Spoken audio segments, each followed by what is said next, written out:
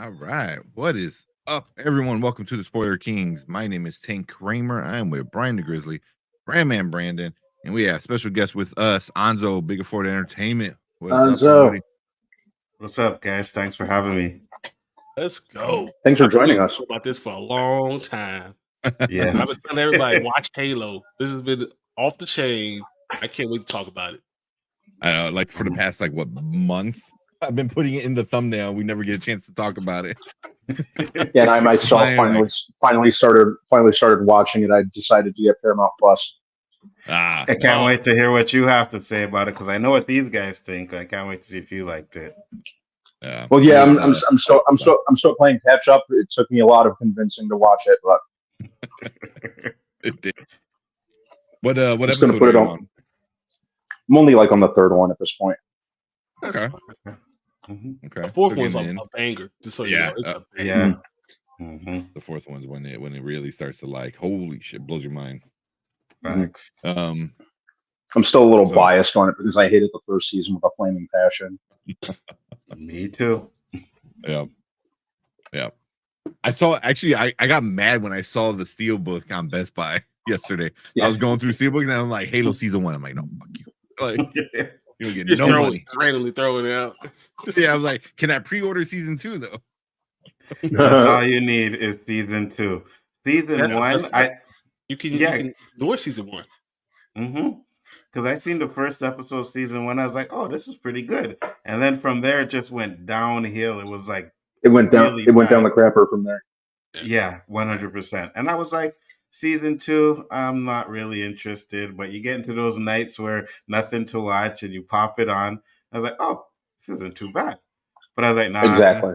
You're not fooling me the first time. So I said, let me see the second episode. And when the second episode came, I was like, okay. Yeah.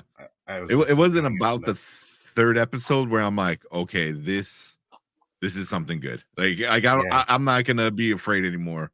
And then and then 4 happens. And then 4 happens. Yeah. I'm like, that might be one of the best episodes I've seen on anything all year. Really good. Yeah. Yeah. Who we got in chat? We got Mama Bear. What's up, Mama Bear? Thank you for joining. Mama Bear. Hey, Mama Bear.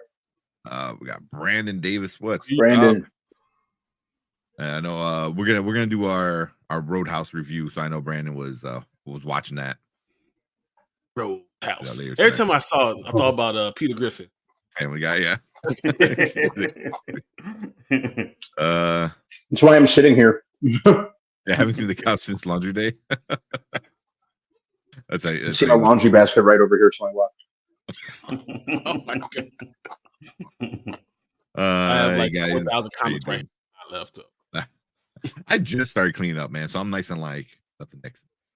That's nice. Yeah, that'll last a day. We got Jason Entertainment. What's up, Jason? How you doing? And then Drew. What's up, everyone? We're laughing. And Brand said, "You know, I got something to say about Roadhouse." Okay, I know you do. Yeah. We'll get into that a little bit later. Xavier, what's up, Xavier? I saw Xavier's rating on Letterboxd, so he has good taste. Okay. Yeah. I was agreeing with him. Better than my boy Zach. Man. Oh man. Yeah, where Zach needs to come up. I was about to message him. I'm in the Discord group with him. I was about to message him. I'm like, bro, like come on. All right. What you guys want to just jump right into the Halo stuff? Yeah, right now. Let's do it. Yeah, let's get going, man. I've been wanting to talk about it for so much, especially that ending. So are you cool with spoilers, Brandon? Yeah, I don't care. Okay. It's still worth watching. You know what's gonna happen. Really Yeah. It's amazing. I'm gonna watch it. I'm kind of starting to warm up to it, but at the same time, screw this show. Yeah. At least you're warming up to it. You know, I think when you get to episode 4, you're gonna be like, okay, this is pretty good, you know? I understand. Like, what the hell? Yeah. I understand people's upset because of the helmet taken off, right? I was never Mhm. really a Halo guy, so I don't have that connection to it. So that's why it Mhm. doesn't really bother me as much. But I can understand why, people don't like that. Hmm. Hmm. I think I mean, so we're already talking about it, might as well keep it going. Um, I think in season one, the showrunner at the time was just so like nonchalant about the helmet thing, which is like, yeah, Hmm. Mhm. whatever. Like no one like, but like almost like no one cares when that's Hmm. the only thing people cared about, you know. So it's Yeah, like for real. I don't know if they understood what the assignment was, or you have to like ease into it to like, hey, that's the video game, and I get because you are Master Chief, but now you're Hmm. watching Master Chief, and it's very different. So you have to ease into that change of POV, from being the Yeah. person to watching it. And they didn't. They're just like episode one, cool, boom. Now it's like it's not the game anymore. It should have been more of an ease into it. Mhm. Unlike I this felt season. like the storyline wasn't strong enough in season one. So I when agree. you have a weak story and you don't really explain why you're doing what everything is, then you have to really lean on the game. Hmm. But if you have a strong story, this season has such a strong story that made sense. Like they planned it out way far in advance, so that kind of balanced everything out. But when you have a really terrible storyline, only thing you do is lean on this game, and then you take his Hmm. helmet off when everyone knows you have to have a helmet on all the time. It just throws you for a loop. Mhm, Mhm. Absolutely. mhm, And you didn't even have any really good action. Like after the first episode in the season one, there's really no good action pieces like this one had. You know what I mean? And it just Every dragged on and the story was episode. just like, what do we care? Like, you know what I mean? Like, why do we care about what's going on? So that's what I felt about season one. But when I seen this, like I said, I liked the story. I was like, okay, they actually put a good story behind this. Makes sense. mhm. I'm digging it. So they did a lot of good things in season two. It's just crazy how you go from very bad to very good in a season. It's crazy. Yeah, And yeah. kill off main characters. I was like, Yeah. blew my mind. I That was like, blew my no. mind. Yeah, Yeah. yeah, Well, and it just doesn't stop. It just keeps happening. I'm mhm. like, oh my god, what are they doing? And I guess that's a trick to kind of like make things excitable about like watching it. It's like, oh, we're gonna Mhm. change things up. I mean, the way season two ends is just like it's starting a whole new story almost. So it's like they Yeah. fully got away from all that trash that was happening in season one, and like, Mhm. okay, now season three is going to be almost like a fresh start.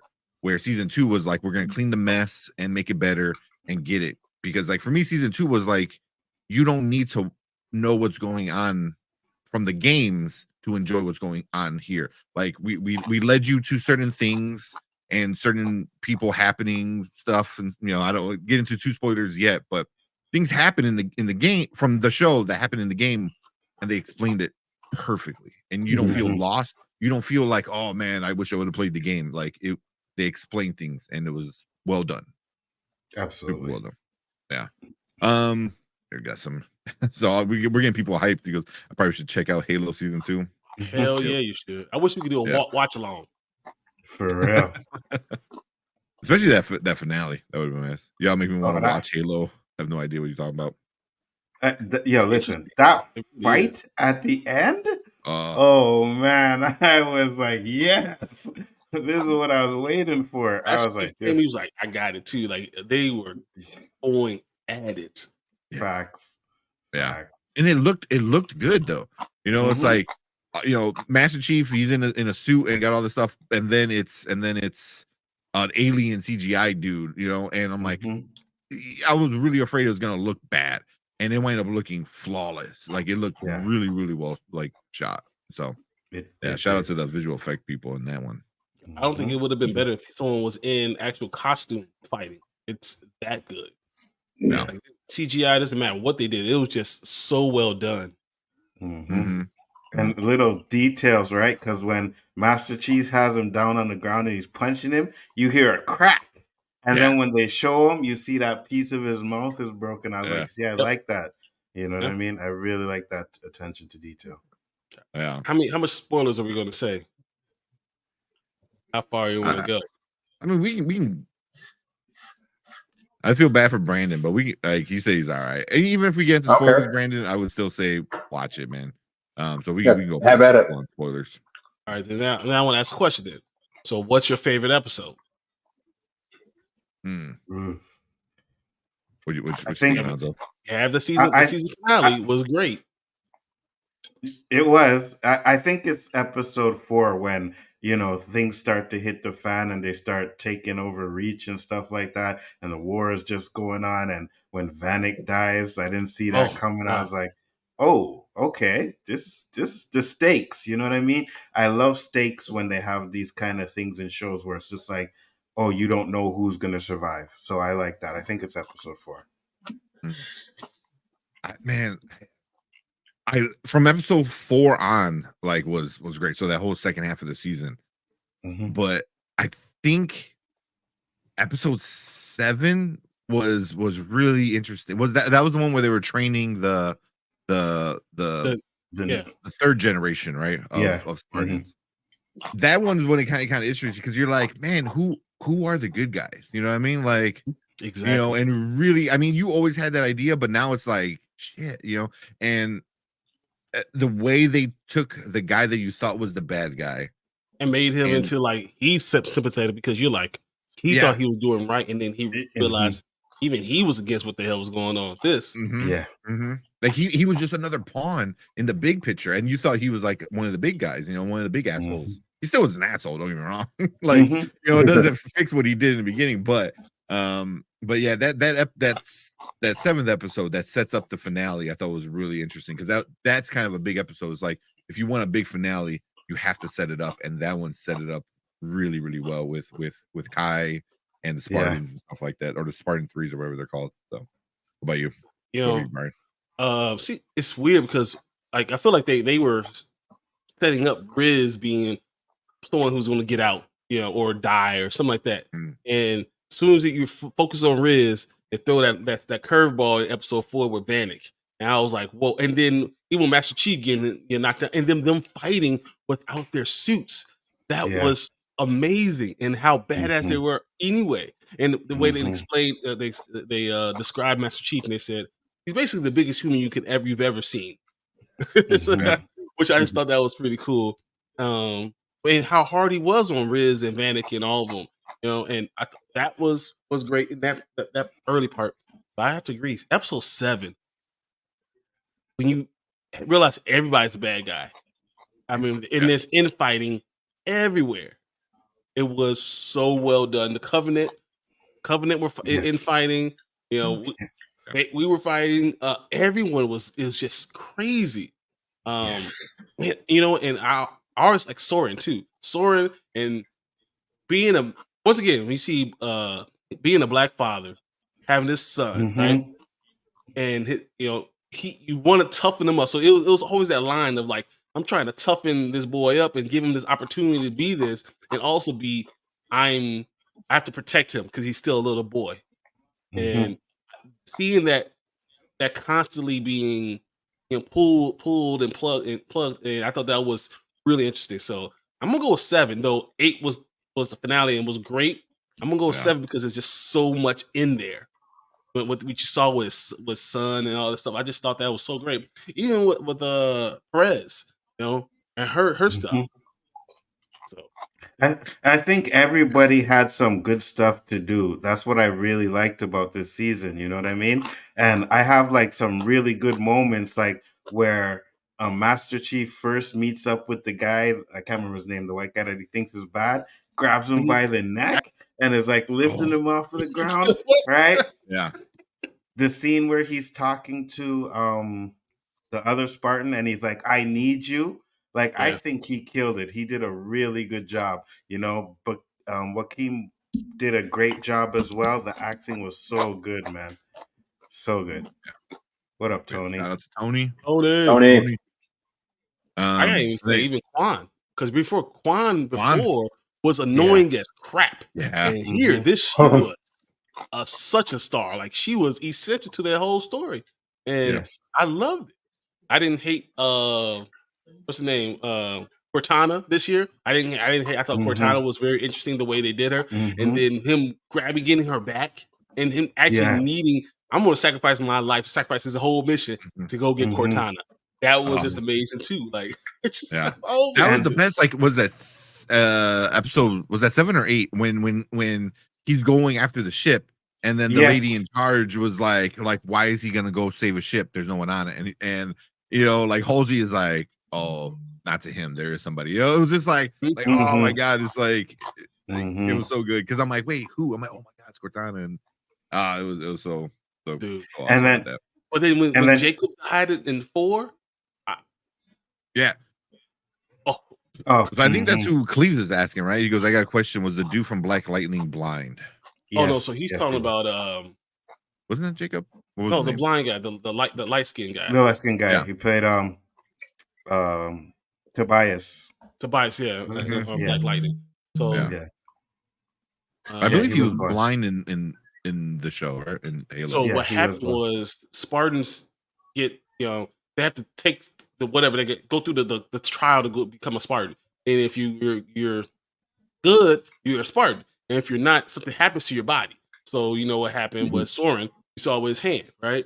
So with him, he went blind. The first day he was fine. The second day he got a little blurry. By day 4, he was blind. And that's when he knew he could be a Spartan. And all of them had already trained for years to be the Spartan. But if something happens to you when you take in the stuff, you're out. You're no longer a Spartan. That's it. And that's what happened to him. He had to figure out ways to do with his life. And that's why he connected so much with Riz. Because, she's doing that same thing right now. Yeah. How'd you guys feel about... You gonna say something, Hanzo? No, go ahead. Well, I was gonna say, how you guys feel about like his whole crew? You know what I mean? We had what happened with Riz. We had with Vanek, Kai at the end. I was pissed at Kai the entire time, and I was like, "Oh, okay, I know, not being pissed anymore." Okay. Me too. Yeah. But yeah, just like how much Master Chief has to deal with emotionally that he's kind of pushing away for now, and he hasn't fully dealt with everything that's going on with the people closest to him. Is that going to affect him, or what do you guys think about that? I think it's going to have some sort of effect because they kind of hinted to it in these episodes where Vanek and he was like, he's a Spartan and he tried not to show emotion, but you could see it when he grabbed that dude. He was like, I'm avenging my friend. So there's some hurt there that he's holding on to. And now that, Kai is dead and Kai is not dead. I guarantee you guys. I don't think so. Oh, yeah, that's right. Because they show her in space, right? Yeah. So I don't think she's dead either. Yeah, you're right. Yeah. I don't think she's dead either. Right? Yeah. And I think there's a possibility that Riz comes back to the fold too. I know she's broken down and all that stuff in her body. I think they attack that planet and Riz goes ham and then realizes she's ready to fight for this planet because she, fell in love with this. She did all these things and fell for somebody and they ruined her family and she comes back to the fight. Yeah. I mean, by all means, she's basically still good. She's just hurt. So yeah. And then she realized, she wanted a life and family when she was on that planet and stuff. So, but she's probably going to have to come back to fight. Like you said, then maybe they'll attack the planet. I also think that Sauron might try to get back into the Spartan program as well. I think I think they're going to make him. Yeah. The best times were when him and Master Chief together. It's funny. I think what Halsey said, she said, we had to let you go because as long as you were there, Master Chief would never become Master Chief. He would. John would never be Master Chief because he always looked to you for leadership. So we let you go. You didn't escape. We let you go, which was mine for him. He was like, I escaped. So all of a sudden we pulled everyone back and decided to let you go. Yeah. And then when they're fighting, and he's like, "That's all you got." And then that big one comes in, and he's like, "Oh, I shouldn't have opened up my mouth." I was like, "Yeah, that's funny." Yeah, I like him a lot. Like Me too. He's witty, and he's very badass. You saw that in episode, I believe in the 8th episode or 7th episode, when he's trying to save his son and stuff like that. Like, Mm-hmm. yeah, he beats the shit out of like 4 guys, Mm-hmm. But even his story is gonna change a lot, like now he's gonna be a single father, and how Oh he my handled god, all the did that not deaths kill of you? his Oh, yeah, Mm-hmm. yeah. Mm-hmm. So that And was rough. And even the other sacrifice with the commander, the general, whatever, you know what I mean? that's what. And he's telling everybody to get on the ship, and then he doesn't get on, and everything blows up. I was like, dang, they went all out and killed everybody in That's this what I was this talking about with season. Jacob. When Jacob he goes out to go, release the gas and all that stuff, and he's out there Mm-hmm. and he knows he's gonna die, and he's like, "You Mm-hmm. leave," and everyone's like, "No, no, don't do it, don't do it," and sacrifice. And I was like, he's the one person that I thought was in command that was actually a decent person, and we lost that. It's like, oh Mm-hmm. my god, this is Mhm. awful. It's, Yeah. it's almost like they did it on purpose, like anybody who had a moral compass that could oppose them, and like, hey, Mm-hmm. maybe we shouldn't do this, like she made sure they were all gone, Yeah. and the one dude who she thought was kind of on her side on being just super cold-blooded, he wind up turning too, Mm-hmm. so like, Mm-hmm. just the power of Master Chief, I guess, gets him. But What'd That's you it. guys think of the virus that started popping up? the flood, yeah. I Was knew that was coming. First off, Oh, really? Okay. I knew, and I was like, especially when they went back and grabbed it, and Halsey Mm-hmm. grabbed it, and her daughter grabbed it, and I was like, don't do that. You knew it's always you think you're better than one. Keys always thought that I'm smart. I'm trying to be smarter than Halsey. I'm trying to be better Mhm. than my mom, and that Mm-hmm. type of energy is just not good for the whole earth. And literally, you kill almost half the population because of that. Because you think you're smarter. Because you need to know everything, Mm-hmm. and that's what happens. People It, that think they know everything and wanna think I'm better, I'm smarter. They're the ones that kill everybody. is that something from the game? The No, flood, yeah. no, the flood Flood? is not the way it happened. That is not how it happened. No, No, it but changes, but there is like a hive, basically, I got kind you. of stuff, Okay. and they're kind of crazy, with their Mm-hmm. powers. But yeah, but the flood is in the game, but I believe I'm trying to remember how it was introduced in the original ones. But I it thought wasn't. it I was know like it wasn't like that. It was not like like that. zombie or something like that. It's almost like that. I don't remember. I haven't played Halo in like so long at this point. I So, thought it It's wasn't been a that long minute for ago. me. I thought it wasn't that long ago, and then I realized it was like 2003. 20 years ago. Yes. Yeah. Yeah, but yeah, the flood is the thing from the game, which is pretty cool. And it's but again, like you don't need to know what's going on in the game because they Right. explained it so well and they introduced it, I thought, in a very smart way where they connected like that with what's going on with Quan and everything, So Mm-hmm. like it's very well done. You know what I mean? Like how I feel like they're gonna connect the flood, the virus things with like the certain people like Mackie and Master Chief, Mm-hmm. so like because it's all connected somehow, and they're gonna do a Yeah. pretty good job at it. It seems like. Um. Oh, there's one part where I was just completely like taken back. So when Kai and her group are going on to the ship, and they're like, "Oh, it's the debris," and then Kai's like, "Oh, that's the first wave. That's not the Yeah. debris." Mm-hmm. And then they Mm-hmm. start kind of showing it more. I was Mm-hmm. just like, I remember like going back in my seat. I was like, "Wow, See the that's Yeah. bodies. messed Yeah. up on so many levels. That's so crazy. Like they're dodging dead bodies of their friends, and that was That's just crazy. like I legit just sit back and was like, "Wow, man, this show is getting like really, really into like some of this emotional, like messed up trauma shit." Yeah. Yeah. Especially for soldiers, for like Mm-hmm. particular soldiers. So I was just like, No. damn, that was I rough. always felt like that was almost the main thing about soldier having all that trauma, having a PTSD. Mm-hmm. Yeah. Very much about that. When you saw we saw Kai, saw everything that Kai, not Kai, what Riz was going through. So you knew that, and then you see everything that Talia Perez was going through, and lost her entire family right before her eyes, and then have to go back and fight after leaving Reach. That was one thing, and then you see what Master Chief is dealing with all the time with losing Riz now, and now losing Bannock. Like, it was all about trauma the entire time. Even Maquis, when talking about Maquis, she was only there because they called it, basically was like human garbage, and they left, let her just be, nothing. So that's trauma that from her growing up. All this comes from trauma, and I thought that was like kind of like an underlying thing that theme that was happening.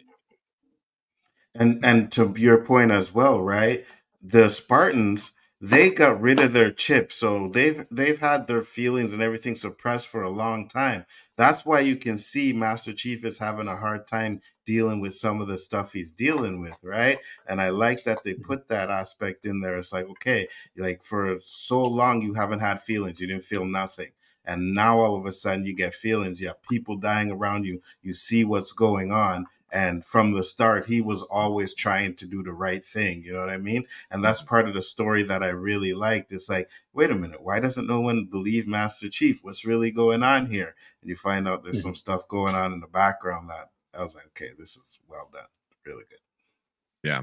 Yeah. Just even like the heartbreak he got from the quote unquote betrayal from Kai, that and every time he was kind of told to deal with it, for the most part, he kind of just like, oh, I can't deal with it now. Like, oh, that's your friend right there. He goes, that was my friend. He goes, my friend died. It was like, damn, that's cold-blooded, man. But that's the stuff like that's a soul story. That's what you got to say and do to kind of move on and deal with it later. But it was rough, man. Seeing a lot of the trauma, kind of some of it being dealt with like Riz, and some of it being like was it compartmentalized, with like with John, so seeing how it affects everyone in different ways was I think a better way to go about a show about Halo. I mean, yeah, it's about this whole thing, Covenant and aliens and shit, but it's also like military soldiers, you know what I mean, and people at the end of the day. So I thought it was super well done. That's the smartest way to do it, because Halo honestly was for a personal POV, like your point of view. So now you're putting yourself in their shoes, and you can get empathy for the way they're actually living their life. So it made it more real for you. So you already know how it is in the game, but now you're thinking about it, how it's in real life. If you were in that situation, how you would have been affected, or what they have to deal with on a daily basis, or what the leaders literally do to the people, these waves of people. They're just things expendable. And they think about like, they're totally expendable, like whatever. And it was so understandable why it was so emotional the entire time, because you were really seeing it from a different point of view. And they give you that in this show, right? You have them saying that they're expendable, right? You have that. You have people dying, and you can see that he's holding it in, but when he grabs the guy, he's like, this is for my friend. So it's bothering him. You know what I mean? But he's not showing it. So they did a really good job of showing all of that kind of conflict that they're having. Yeah. And kind of like what Brian was saying, like, I think that's the difference of season 1, where you're not that character anymore, so you need to watch it. But they had a hard time you connecting with these characters, And season 2, they kind of fixed that a lot, and I think that's what a lot of people, why they gravitated towards it was you were able to connect with either John or Riz, and like, oh, I've had loss like that, or this is hard for me to deal with. So a lot of that stuff I thought was like, if you're not going to be in that point of view, at least be able to connect with what you're seeing, and they did that really, really well in this season, so then also I wanted to ask you guys, like, So from the first episode, he to the last episode, all that in between, he did not have his helmet on, did not have the suit on at all. You know, at least season 1, he had the suit on almost all the time, but never the helmet. Here, he didn't even have nothing. You know, and you know, I think Kai was the only one in the suit most of the time. Yeah. Did that work out in the end, or should we have gotten him in his suit like the whole time? You know, like fix what they messed up in season 1 and just have him in the helmet all 8 episodes. What do you guys think? I think they did it well, right? I said this before. I'm like, when you have actors and they're doing shows like this, they don't really want to be in the suit all the time. They want to have their face shown, right? I understand that, you know, it could be for people who play the game, it's like an issue for them. Like, oh, he's not supposed to take off his helmet. I get it. But for me, if you do something well with it and explain a story to reason why he's not doing it, I think they explained that in this season as to why he doesn't have the suit. I was like, yeah, it makes sense. So and it showed he was bad without the suit. You know what I mean? Like, with or without the suit, that's Master Chief. So I really like that. So I didn't have an issue with him not having the suit at all, to be honest with you. Yeah, based on what little I've seen of this season so far, at this point I've gotten used to him not wearing the helmet. So you know, it's kind of like, you know, what does it matter if he doesn't wear the suit as well? But no, just kind of all snarkiness aside, it didn't take away anything from me at this point in time. As far as what little of the narrative I've seen, you know, it works for the plot. So it doesn't, you know, I wasn't really irked by it. Yeah. Okay. You're right. I always thought when he has the helmet off, he's John. When he has the helmet on, he's Master Chief.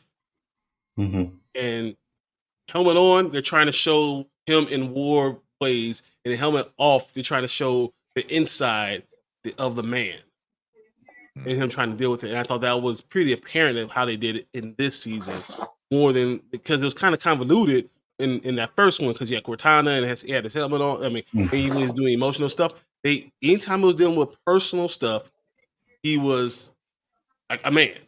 Anytime he was dealing with war stuff, he was in his suit, besides episode 4. So I feel like that was a good way for them to do that. And then it made it more epic in episode 8 when he's in his suit. How awesome. He's like, I'm Master Chief again. It's like, let's go. Like I told you, I got up and said, Master Chief. Me too. It was him. Me too. Like, I want to make sure he is him. Like, and the scene where he actually goes to help the Spartans, right? Where you think he's gonna, and then there's that smoke and there's just the flame. I was like, yo, that was tight. Clear, you see him like just whooping ass. Kind of like, I think that's Master Chief. and like you said, I think that's the best way to do it because as soon as that helmet went on, like, I mean, even before that, when he was looking for his suit, you're like, oh, he's gonna mess stuff up, man. And then he, got it on, put the helmet on, and you're just like, oh, here we go, man. He's gonna tear stuff up, and he did. And I think that's the smarter way to do it. Is like Brian said, like have the human stuff, have the person you can connect to, but have it be a special moment. Is when he gets fully suited up, like, all right, we're gonna get some action. We're gonna get the Master Chief that we kind of know from the video games, but that should be like sprinkled in here and there, in certain times, like obviously big fight scene, and stuff like that. But it doesn't have to be every big fight scene because episode 4, huge, epic battle, and didn't have it, but it made when he put the helmet on even more epic. So yeah, definitely agree with that, Brian. So I thought that was so good because I know Brian watched it before I did, and he said, like, I think he texted us that day. He's like, "Oh, Master, motherfucking Chief." I'm like, okay, and then I'm like, when he put the helmet on and he started doing all this stuff, and he ripped the dude's freaking jaw off, and I was like, oh shit. I'm like, oh, I get what Brian was saying. I was like, got it. Oh, that was so good. Yeah, I think I agree with you guys. The build up to that, right? That when it finally happens, and he just goes all out. I was like, man, you see, some shows they don't do that well, but this season did that really well, the build up, and then what happens after he puts it on, you know what I mean? It's not just like, okay, puts it on, goes to the Halo. No, he goes, he saves the Spartans, then he goes to the Halo and whips the Arbiter. So I was like, yo, that was tight, man. Yeah. Yeah. But But even Perez, Perez sees him, I believe, before he puts the suit on. yeah. Or just right? And she was like, "Oh, you're gonna come help us." Right? It was before the suit. So no, he had it on. But He by already the had time it on? onto the ship, Yeah. he had his own. And Perez, because she was shaking and stuff like that, and Yeah. I'm telling you, through the Kai was like, "Look, soldier, get ready, get right, whatever. We gonna do this." And then all of a sudden, you see through the smoke, Mm. you see like just these guys just get thrown around. Like, what's going on? What's going on? And is it him? It reminded me of, I don't know if you guys remember Transformers, the Transformers. It was like this movie in like 1989, whatever. The animated one, right? Optimus Prime is dead, and all of a sudden you see him rolling up the hill, like he's coming back. He's coming. That's how I felt. I was like, he's here. Mhm. He's made it. Master Chief is here to save the day. He's whooping everyone's ass. I just thought that was so awesome. So Yeah, me too. Yeah, me too. Yeah, it was an awesome moment. Was there anything you guys didn't like about the season? To be honest with you, no. As I think about it, no. I'm gonna watch it again for sure, but no, I don't think there was anything that I really like. Okay, I'm not feeling that, right? Like every episode, I'm posting like, "Yo, episode is good. That's another banging episode." You know what I mean? Yeah. So I can't. I'd have to go back and watch it again and be like, okay, so yeah, I missed that the first time around, but on the first run, no, there was nothing I didn't like. Yeah. And I'm not far enough into it, and a lot of my resentment is still kind of residual burning from the first season that just kind of carried over. So I just got to finish it up because it took a lot of convincing for me to start watching this season. By episode 4, I think you'll forget it. Yeah, me too. Yeah, exactly. I don't blame you, man. After the first one, I'm like you. I was like, why would I even bother waste my time with this show again? Like, I had no plans to watch it until it was one of those boring nights where I said, all right, let me see what they're doing, But I was like you. I was like, nah, not interested. But I'm glad I watched it. Yeah.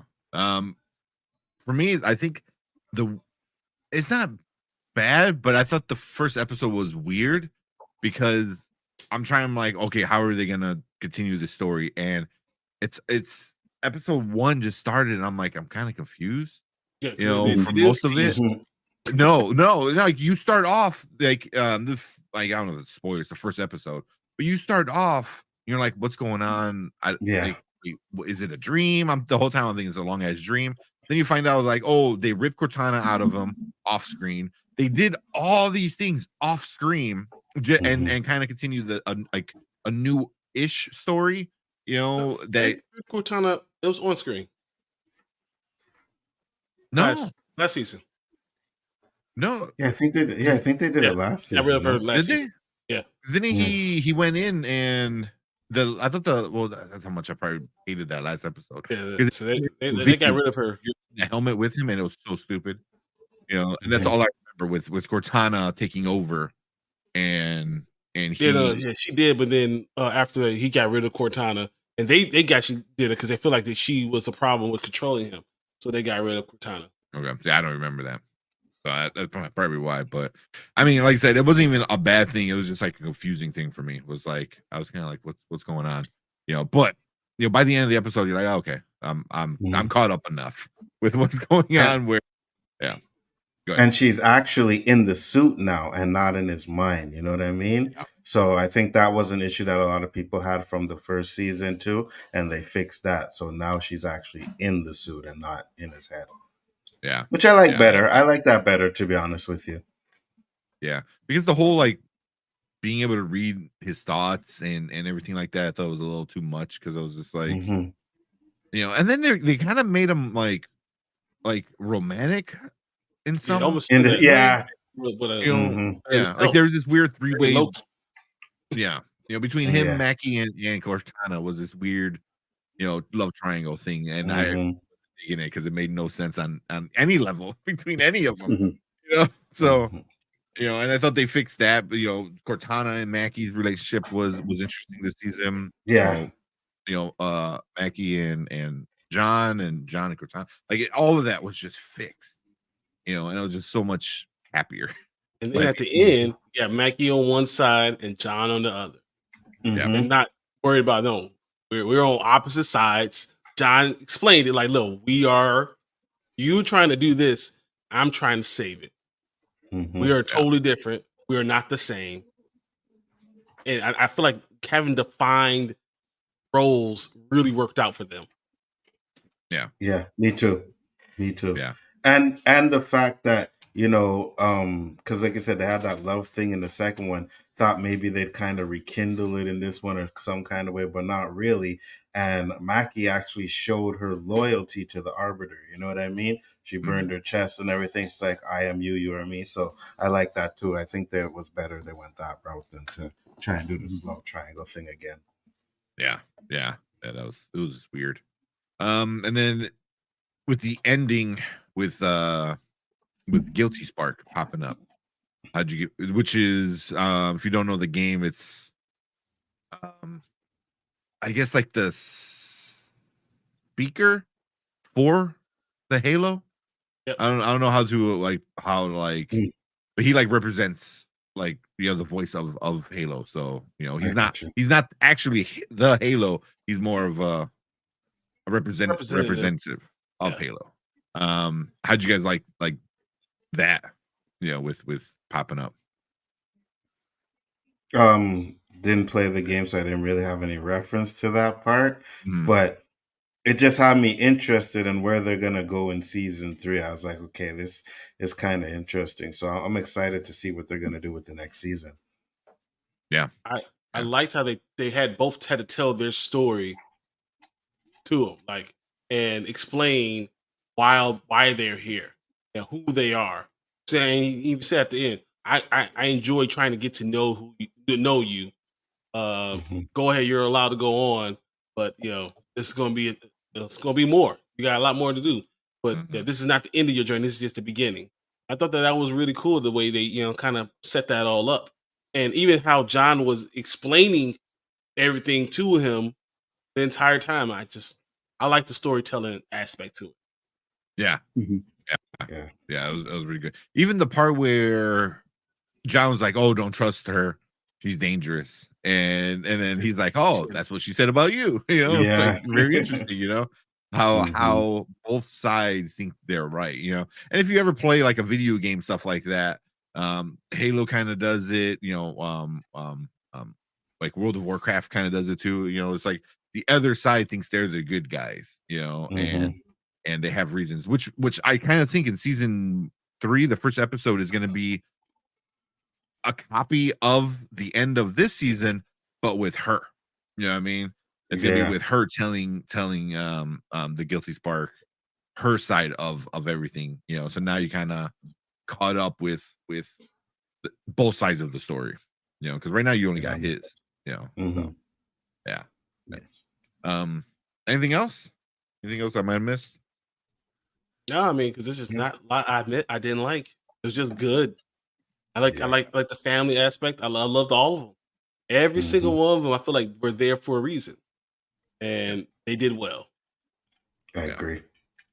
Yeah. I agree. All the obviously John got fixed, Master Chief, but even all the side characters, got a lot of love and Yeah. and that's hard to do sometimes. And I thought they did it in a really good way, because you don't need to spend a whole like hour-long episode on each character. Just enough, sprinkle it in, Mhm. what's going on with this person, that person. So And then they yeah. wrapped it all up, so they were all at the same place. That was Yeah. good too. Yeah. Yeah. Yeah. It was well done. Yeah. Put up a poll up. Let's see what the poll says real quick. I said rate it. We'll rate it real quick. And the poll. All right. So we'll do our official rating for this one.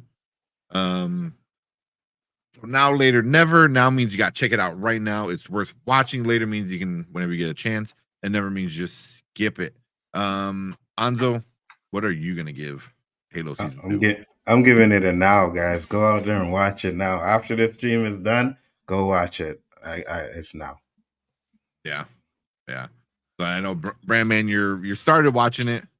I don't know if you have because you're about to get to the real fun part of it, So I'll be interested to know what you think after you check it out. Yeah, I guess I could always come back with my thoughts, huh? Oh yeah, I want to hear what you think about it. Just because of how much you hated the first one, Yeah. I mean, I think we were both there. You were holding on tight on not wanting to. I was about to permanently blacklist it. Yeah. Yeah. All right. So, what about you, Brian? What are you giving it? I'm definitely giving it now. I'm actually disappointed in myself. So I watched all of it, and now I want to go back and watch it more. I wish I didn't see it all, so I can experience again. Like the like, no, this ain't gonna be good. And watch the first episode, like, oh, that's pretty good. Then watch the second episode, that sounds good. Watch the third one, like, oh man, this is really going really well. And then watching the fourth one, like, mind being blown, like I wish I could go experience it again. That's my only disappointment now. But it's a definite now. If you get a chance to watch it, I'm telling you, episode 4.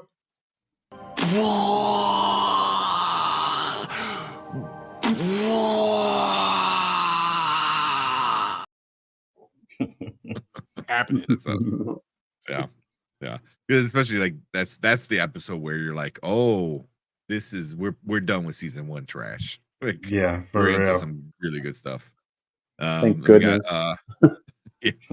Dark Room Reviews, what's up? He said Domino's pizza for dinner, boys. That's nice. Pretty good, man.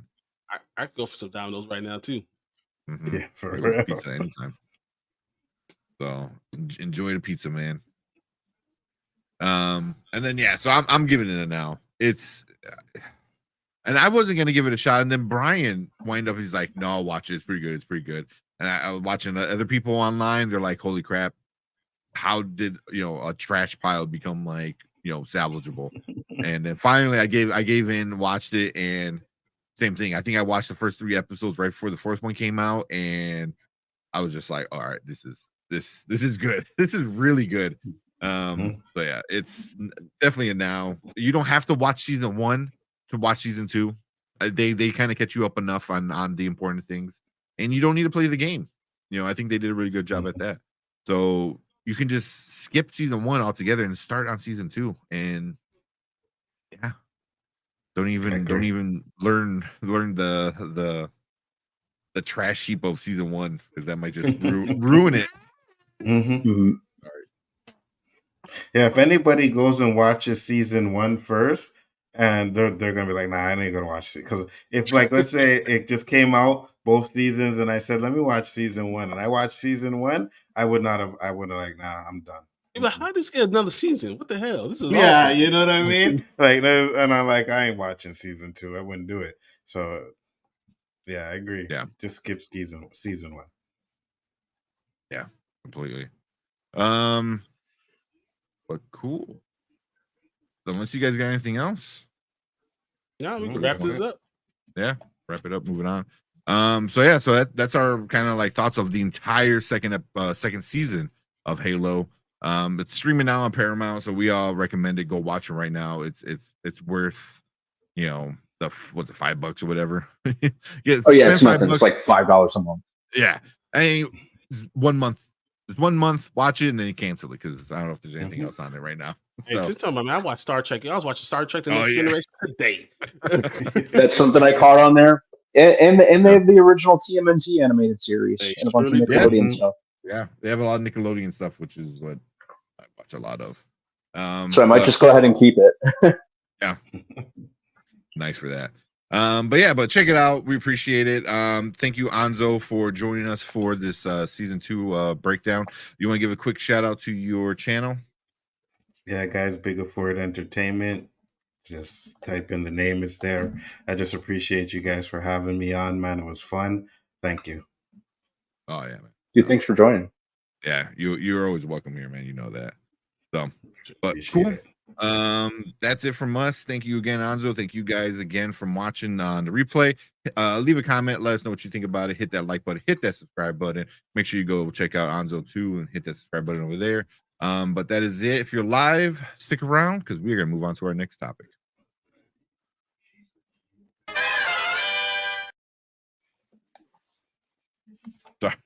Sorry if you heard my cat just like fucking like lose his shit. It's okay. His fucking claw was getting stuck in my. He's tearing up my damn. I have a big mouse pad. Mhm. He's to get a nail trim, and his claw was stuck. So I was like trying to twist it out, and I guess I must have like turned it the wrong way. And he got pissed off at me. Yeah. So I was like, I'm like, damn, sorry, man, didn't mean to hurt you. Yeah. So he's pissed off at me right now. Of course. All right. What we got in the comments real quick? Oh yeah, should be spoiler, right? Yep, you should. You know what? Pretty much. And when Kenny first came on, or came into the Spoiler Kings channel, he said he didn't want to watch our video because he didn't want to get spoiled on whatever topic we were having. So he was kind of like Spoiler Kings, hello. Yeah. So and I forgot what it was. But he said like he was kind of hesitant. He came in and I think we were just that day weren't doing spoilers. But yeah. Because certain things we won't do spoilers and other things, it's not that big of it. Because Halo's been out. When was the last episode? Was it not last week? It was 2 weeks ago. That was right? like 3 weeks ago, right? 3 weeks ago? 2 weeks Yeah, ago. it was 2 weeks ago, yeah. Yeah. So by then, I don't think it's not spoiling stuff. But yeah. The cat. Yeah, he was angry. Emphasis on King. I still keep looking at my hair like, what the hell, dude? Okay. But it looks so majestic. He's like my hair, guys. Look at my hair. That's all it is. That sounds like someone who has short hair. Yeah, you're right.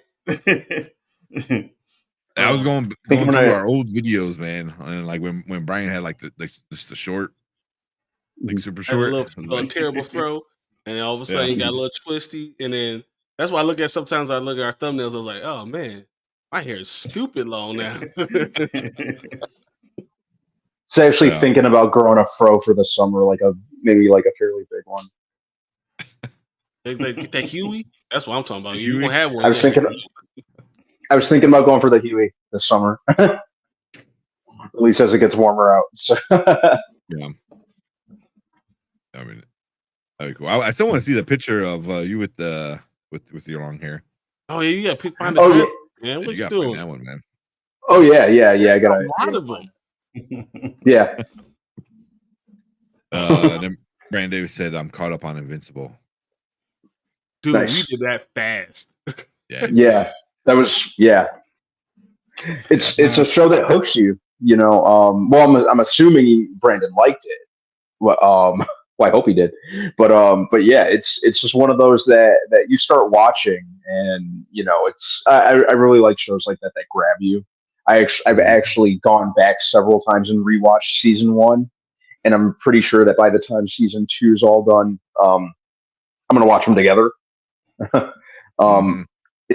I just like it that much, and it's crazy to think that originally the show, I had always planned on watching it. It just wasn't really something that I felt like I was going to rush to watch or was going to be on my watch list as much as it is now. But yeah, Invincible's freaking amazing. Absolutely. It's one of those shows that when it ends, I want another episode like right away. I'm like, oh my God, I gotta wait till next week to see this. No, man. Dude, that's what's been tiding me over with Invincible. That's what's been tiding me over with X-Men 97. I probably watched each the first 2 episodes back to back. I've been doing it probably every day, every other day. until Wednesday, until the new episode I got starts. stuff for you guys. Hold on. Oh man. Nice. I'm wearing a hat, so you can't like really see my dreads in their full glory. That was a good one. I got another one. I'll bring it up in a second, but I have another one that was really good. I think I know which one you're talking about. Yeah. It might be my I think I know the one you're talking about. Come on, Rich. That Brian has that Mufasa going on. Hey, that's always want to do. Yeah. I want Always to wanted see it. Brand with the soul glow. Just let your soul glow. Feeling all so I had a friend who would do that just randomly, man. He'll just walk into a room and like full on belt it, man. Like fucking scream it. It's like it is one of the best songs ever made. Yeah. What Brand said, I'm working on an arc. Might check out what is that? Fright Cruise. Fright Cruise? I think that's on Hulu. I might be wrong though. But I think I know the one you're talking about. Yeah. I'm pretty sure it's on Hulu. Okay. Yeah. 2 seasons. Yeah, it's on Hulu and Peacock. Mm-hmm. Okay. Oh yeah, I seen this like trailers for it, but I have not yet watched it. There's an Ancient Prophecy and Voodoo Queen put misfit teens in charge of saving New Orleans from the biggest demonic threat it's faced in almost 2 centuries. That's kind of cool. Oh, and I was the Punisher. That's awesome. How old are you there, man? You look like so young. There you go. I had to have been, I don't know, like 21. No, probably 23 maybe. Yeah, because you're out of college, man. Oh, you're just getting out of college. Yeah. Yeah, because that's when I was living in Maryland. I was in that still trying to figure out what to do with my life phase. And I actually moved in with a couple people that I had found on Craigslist because I went out there knowing no one. Did. Oh my God. I remember that. I was like, dude, yeah. What? Yeah, I went out there. I literally knew no one, and then the people that I found on Craigslist are actually some of my best friends now that I still keep in touch with. Because I had to move back for a little bit, and then when I started working full time, I decided I didn't want to stay here, so I got a job transfer back out there and moved back in with my friends and lived there for like 2 more years. And then I realized the whole Korea thing was going to work out, and then I went to Korea. That's crazy, man. Yeah. Yeah. It has. Yeah, I told you. Yeah, here, guys. Yep. I just need to grow it back. That's awesome. Do it now, because when you get to a certain age, your hair don't grow back anymore. So if you want to grow back, you do it now. Trust me. Hey, I know I'm gonna cut my hair next year. Yeah, I have to donate my hair to somebody because my hair grows really long. If I let it grow a whole year, it will be way down here because I've only grown my hair for 4 years. Mm-hmm. Like, as you said, like when we started, I had the fro, so like, my hair's only been growing for 4 years. Damn, it's been 4 years. It's been 3. But yeah, I was growing it, but it's only been 3 since it's like as long as it is now. So, yeah, even 3. That seems. It seems like it was like a few months ago. Kind of thing. Like this, like time flies. For real, because I was when I was doing my little video on Nerdman, I was going back to these old streams, and I was watching one of the streams, Ashley channel, and you guys popped up, and I was like, these guys were back that like way back then. Wow, you know what I mean? Dang, time flies, man. Yeah, man. Yeah. I think Zack Attack said he just celebrated his 3rd year on YouTube. So I was like, damn, man, I remember you like his first few videos. You know, like when we started following him. So yeah. It must be on like almost 4 or 5 now, to be honest with you, then. Yeah. Something like that, yeah. So I have my hair shaved in a bag after I cut it. Yeah. I might like cut it and just like sell it to somebody that wants to have ready-made dreads. You could use my hair. Here you go. Go ahead and get put in some extensions put on. Good to go. I always had short hair, waves, and everything. That's how my hair always was. So I said this first time for me to go ahead, and because I played football so long, I always had it under that helmet. So I was like, this is my opportunity to finally grow it out and see how it looks. Not bad. So why do you want to cut it? Because I'll be 40 and it's time for me to just. Yeah, when you get that's why I did it too. I got to a certain age and I was like, yeah, the cornrows have to go, the braids have to go. You know what I mean? I'm going for this. At 40, you either commit all the way and just like I'm the dread dude, or give yourself a chance. I don't think I'm gonna be the dread dude. Yeah. One or the other, right? Exactly. I just did his review of Roadhouse. I gotta watch that. I'm curious to see what he thinks about it. I read his Letterboxd review, but I don't want to see his other thing.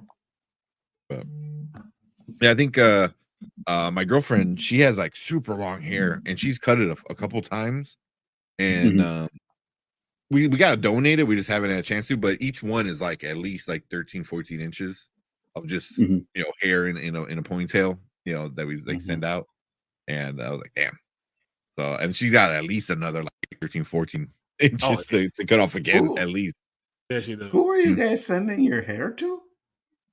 You can donate it. There's the Locks of Love, it's called.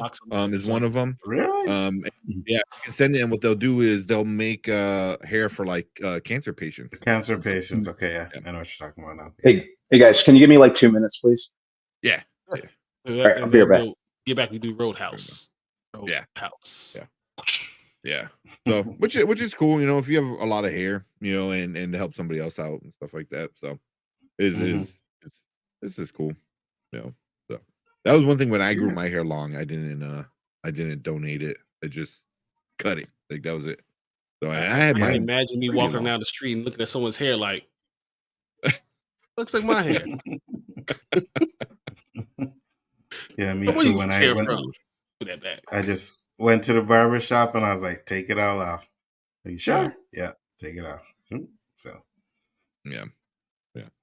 But you miss it though. You know what I mean? I kind of miss it though. Because I used to have these all kinds of hairstyles like Allen Iverson stuff and braided. It looks nice. You miss it. But then when it starts to mix with the gray, it's like, okay. You know what I mean? No, that's because my entire sides are all gray. Like I get them shaved down, but like all this is gray. Like it's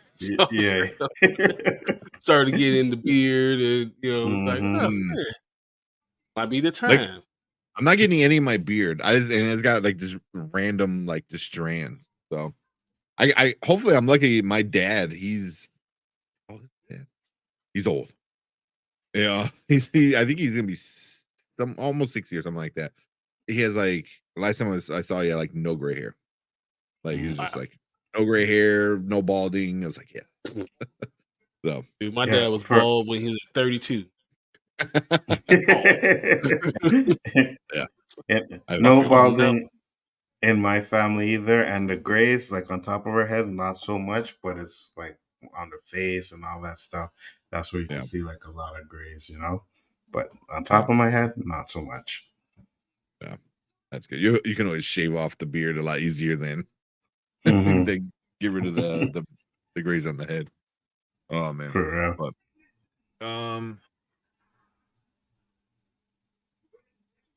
so Are you guys gonna go watch the Kong versus Godzilla or Kong X Godzilla? Yes. Whatever it's called? Absolutely. Okay. You already got I tickets or can not? find a way to watch it early. I'll watch it early. I'm definitely watching Kong. Yeah. I Absolutely. want to see one with the Infinity Gauntlet. Like I want You to know know? like what, who made it. Just Mhm. I want to see if there's jewels on it. I don't know. Does she Lights snap? up. Exactly. Looks good. I'm interested, and I still haven't seen Ghostbusters yet. I'll watch that. I don't know, sometime soon, but I haven't seen that yet. Yeah. Yeah, I'm hearing Just mixed reviews. check our review. That's what I'm Yeah, saying. yeah. I saw you guys. I saw. I'm hearing Look, a lot of mixed reviews It's on it. it's not horrible. It's just could be better. Yeah. Looked just like it was because- gonna be good.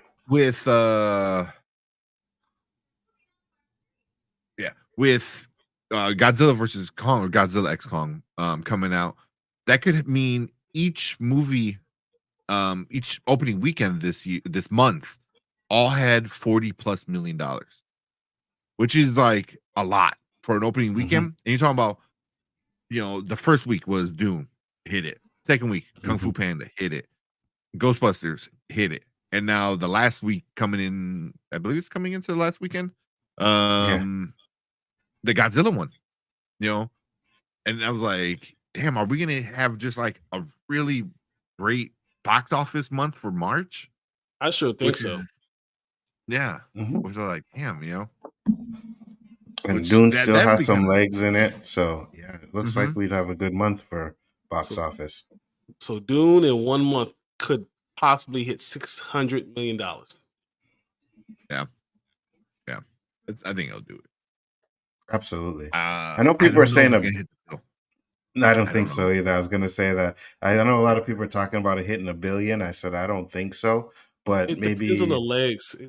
Foreign, Yeah. so the foreign numbers haven't come in at all for this week. Mhm. So that it's 575 without foreign numbers coming in. So Okay. depending on what happens with the foreign numbers, I could see it getting to 800 maybe, Yeah, because that's- if you get the full 8 weeks, I see it gets to 800. yeah. That's what I was thinking too. We're 800 million around there. It's good. It's good. I haven't seen it yet, but it's good. It's really good. Yeah, hmm Kung Fu Especially Panda was what- fun. I think that gets to 400. I haven't even seen that. It's pretty fun. I think that's gonna get 400. Because we're probably gonna get another Kung Fu Panda. And I think because of the box office numbers for each of these movies is why we might get sequels. Why we're probably gonna get Doom Part 3 because how big and well received 2 was. Kung Fu Panda 5, Ghostbusters 3 or what? Nah, I think it'll be 5, right? I might. enjoyed it, but I hope Ghostbusters this is the end. I hope this is the end of the line. Like this shit. Just stop it, leave it alone. You've already ruined it enough. Everyone's too old. Just leave it go. Yeah. I'm glad Winston made show that he had money and everything. He's the one who didn't have a doctorate. That, he made all this money and he's the rich one. I'm okay with that, but let's just let it go. Let's let it go. Yeah. But if it makes money, man, that's always the deciding factor. So we'll see. Because I'm thinking it's gonna get like a 60% drop at least. Really? With Kong Kong, with coming- people not liking You're it not as that guy, much. Shal. Trust Yeah. me. You're not that guy. Sorry. with Kong coming out and it not being as beloved as the other 3 were. hmm So it's at least a 60% drop. Dang. Yeah. Well, I mean, most movies have about anywhere to 40 to 50% drop, so it'll be a little bit high because Godzilla's coming out, right? Maybe if it didn't have any competition, it might have done better, but Godzilla's coming out. I know that's going to take a big chunk of their box office for sure. Mhm. Yeah. Yeah, It I'm. Go ahead. Oh no, I'm just saying I'm going Saturday. I'm always excited for all things MonsterVerse. So. Right back. Yeah. Yeah, I'm probably going Thursday. Honestly, Mhm. I just need an explanation as to how and why Kong gets a power glove That's what I said. Give me the Infinity Gauntlet. Like all of a sudden it comes from the sky, and then he's like, and why and how and why Godzilla seems to be going Super Saiyan Rose. Yeah. Yeah. Although that'd be so I was kind of pissed off because I was at Target and they have a bunch of toys out for this movie, which I thought was kind of weird. You know, like so they had like the orange monkey, you know, toy, which he has a big grin on, which looks weird. But then they have the other lizard, the ice lizard one. Like I saw the toy, I was like, oh, that's how it looks. That kind of thanks for ruining it. I was like, why would?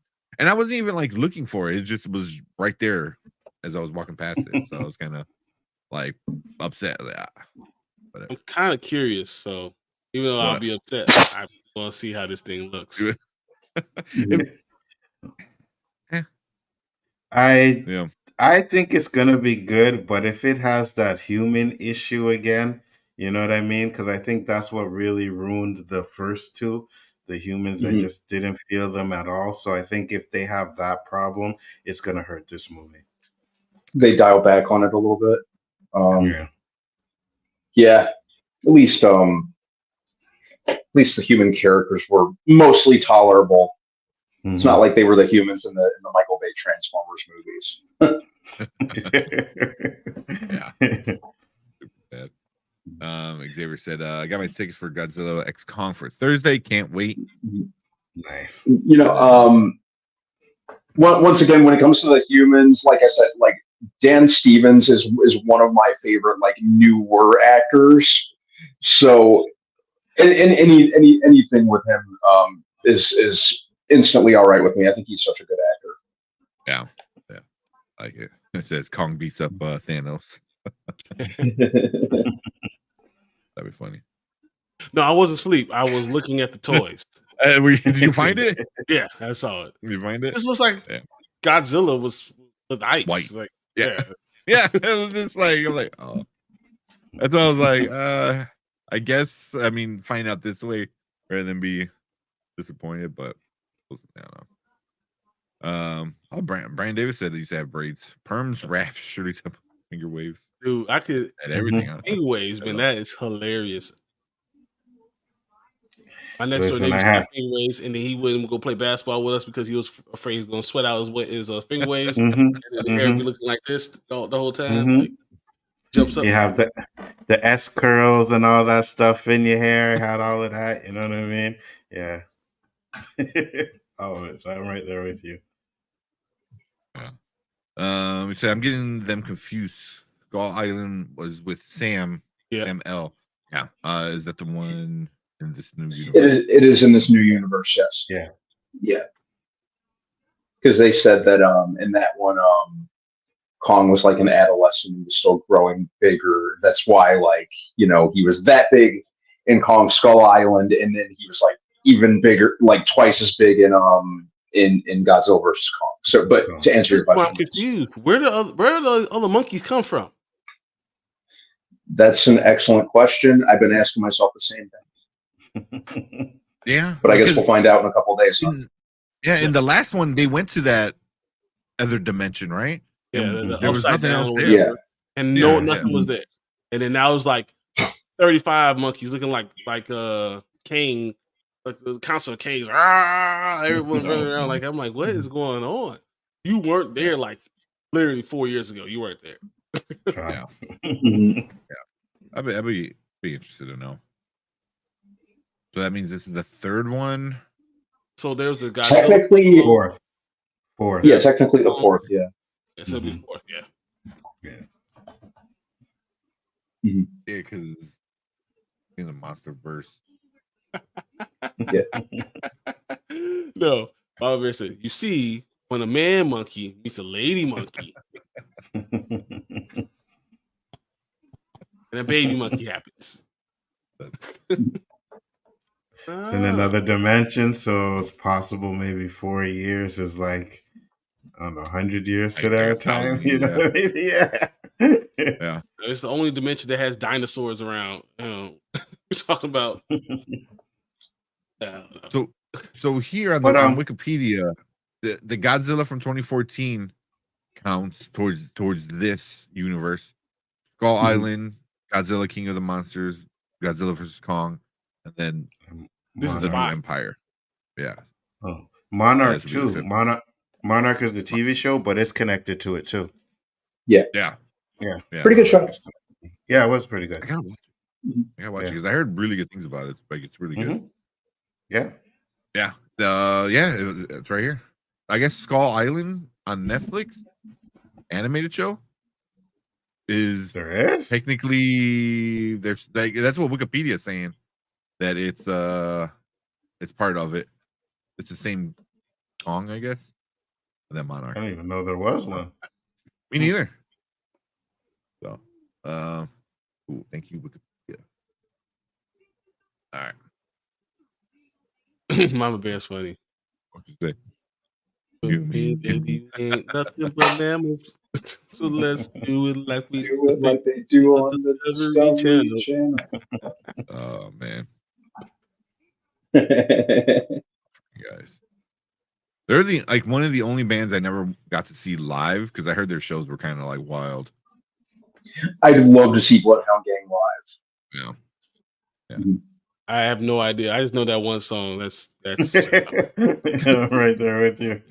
Oh yeah, I'll do that. I was watching, listen to Anzo when he was doing talking about. I'll tell you, LL Cool J should be on top of everybody's list. I just want you're here. He should be on top of everybody's list. Like literally, if your list does not have LL Cool J as one of the greatest rappers of all time, this is stupid. Who's he going against? Oh, DMX, right? DMX, yeah. Who has the best shows, but doesn't have the numbers behind it.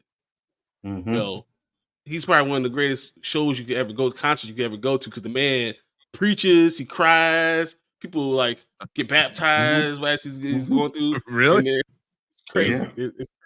You ever listen to Jay-Z? We talked about having to go after DMX. Yeah. He's like, yeah. Everyone's doing. People, Jay-Z's the headliner. People were walking out of the stadium after DMX. After DMX, yeah. Because it's like, it's like that's it. It can't get better. Shut. No. So I'm supposed to go out there with Hard Not Life like that right now. Little kids singing. DMX just like would prayed out everybody else. People crying, people touching, people passing out. And now they want me to come out and go, it's a hard not life. Yeah. He said DMX was the one that really started putting like gave a show. You know what I mean? They were just coming out and rapping, but he said DMX was giving a show. And they're like, we can't go behind him. That's Jay-Z talking, So exactly. But when it comes to hits, it's LL. There's no one even close to LL Cool J, man. Comes to hits like that, yeah. Take a muscle bound man and put his face in the sand. Facts. You've been doing this for decades and decades. Like the 80s, the 90s, the aughts, and now the boy. That boy is amazing. Longevity, man. Pump it that. I remember that, yeah. Dre and Snoop put on shows. Dre and Snoop are really good, and Tupac did a really good show. I always thought Nas does a good at rapping, but he doesn't do a good show. There's no one like DMX. There's no show like hip hop show like DMX. Like the Dog Pound, and you hear woo, woo, and everyone's going crazy. Like it's come on. I think the Roots put on a really good show. Right, I got to see them. I've seen them live. Oh my, Questlove is the greatest. I know everyone talks about all these great drummers. Questlove to me is the greatest drummer. I've never seen the way his stick movement is second to none. I've never seen anyone be able to put the combinations, the staccato notes together like that. It's not because it's not just crazy. It's nuances to it. Like I've never seen duets that good. Like those solos that good. Like when he's just doing these unbelievable staccato put together. Because I was in band for like 7-8 years. It's impossible to do. Mm-hmm. It's literally impossible to do, and that's what it just blew my mind every time I saw him do it. Yeah, and also he understands like music thing to like why certain things like more like just the whole like music theory and music concept like so much like he's like just hearing him talk about music like on why this works and why you do it this way and why you I was like damn like yeah. That's why the Roots were so cold, because you had Black Thought with all his rapping, because Black Thought is amazing as a rapper, but then the music, the actual music, like is God. My favorite song is "You Got Me." Period. There's nothing better than that. And then the what Eve or you could do it with Jill Scott or anything like that. That Philly one, unbelievable. Right. As I said, I'm a band geek, so. Wu-Tang puts on a pretty good show too. When I went to see New York State of Mind, I like the way they did it. Yeah, but they killed it though. They killed it. METHOD man is pretty damn special. Oh yeah, for sure, 100%. When he came you out, talking about like great musicians, and then Brandon Davis is like Tom Green had the Bum Bum song. I used to imitate that song a lot in my teenager like pretty much anything Tom Green I thought was hilarious. I thought he was like the funniest man on the planet when I was like 14, 15 years old. Much to the behest of my parents. Sure. Freddie got that was a weird friendly reminder that movie is technically a Disney movie now. Yeah, right. Fox. Yeah. The Fox movie. Yeah. We were seeing that in the theater. That was one of the wildest theatrical experiences I've ever had. I didn't see it in theaters, but because I like Tom Green was just weird, you know. I like weird stuff, but he was on a whole nother level of weird. He really was. Yeah, he definitely had his time. In Road Trip, he was Road Trip.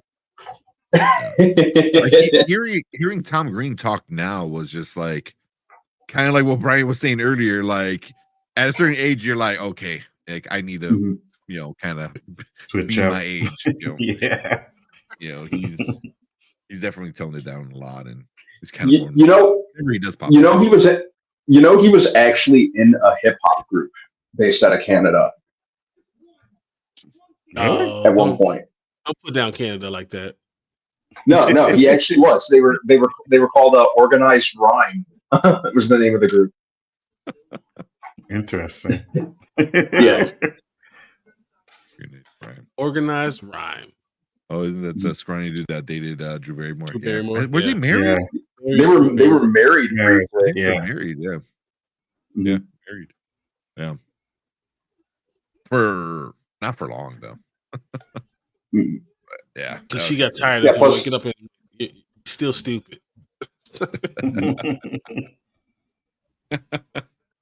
that one was wild. I remember hearing that. I was like, wait, you talking about this like child star, you know, had her comeback and you know this and that with the Bum Bum dude? Like what?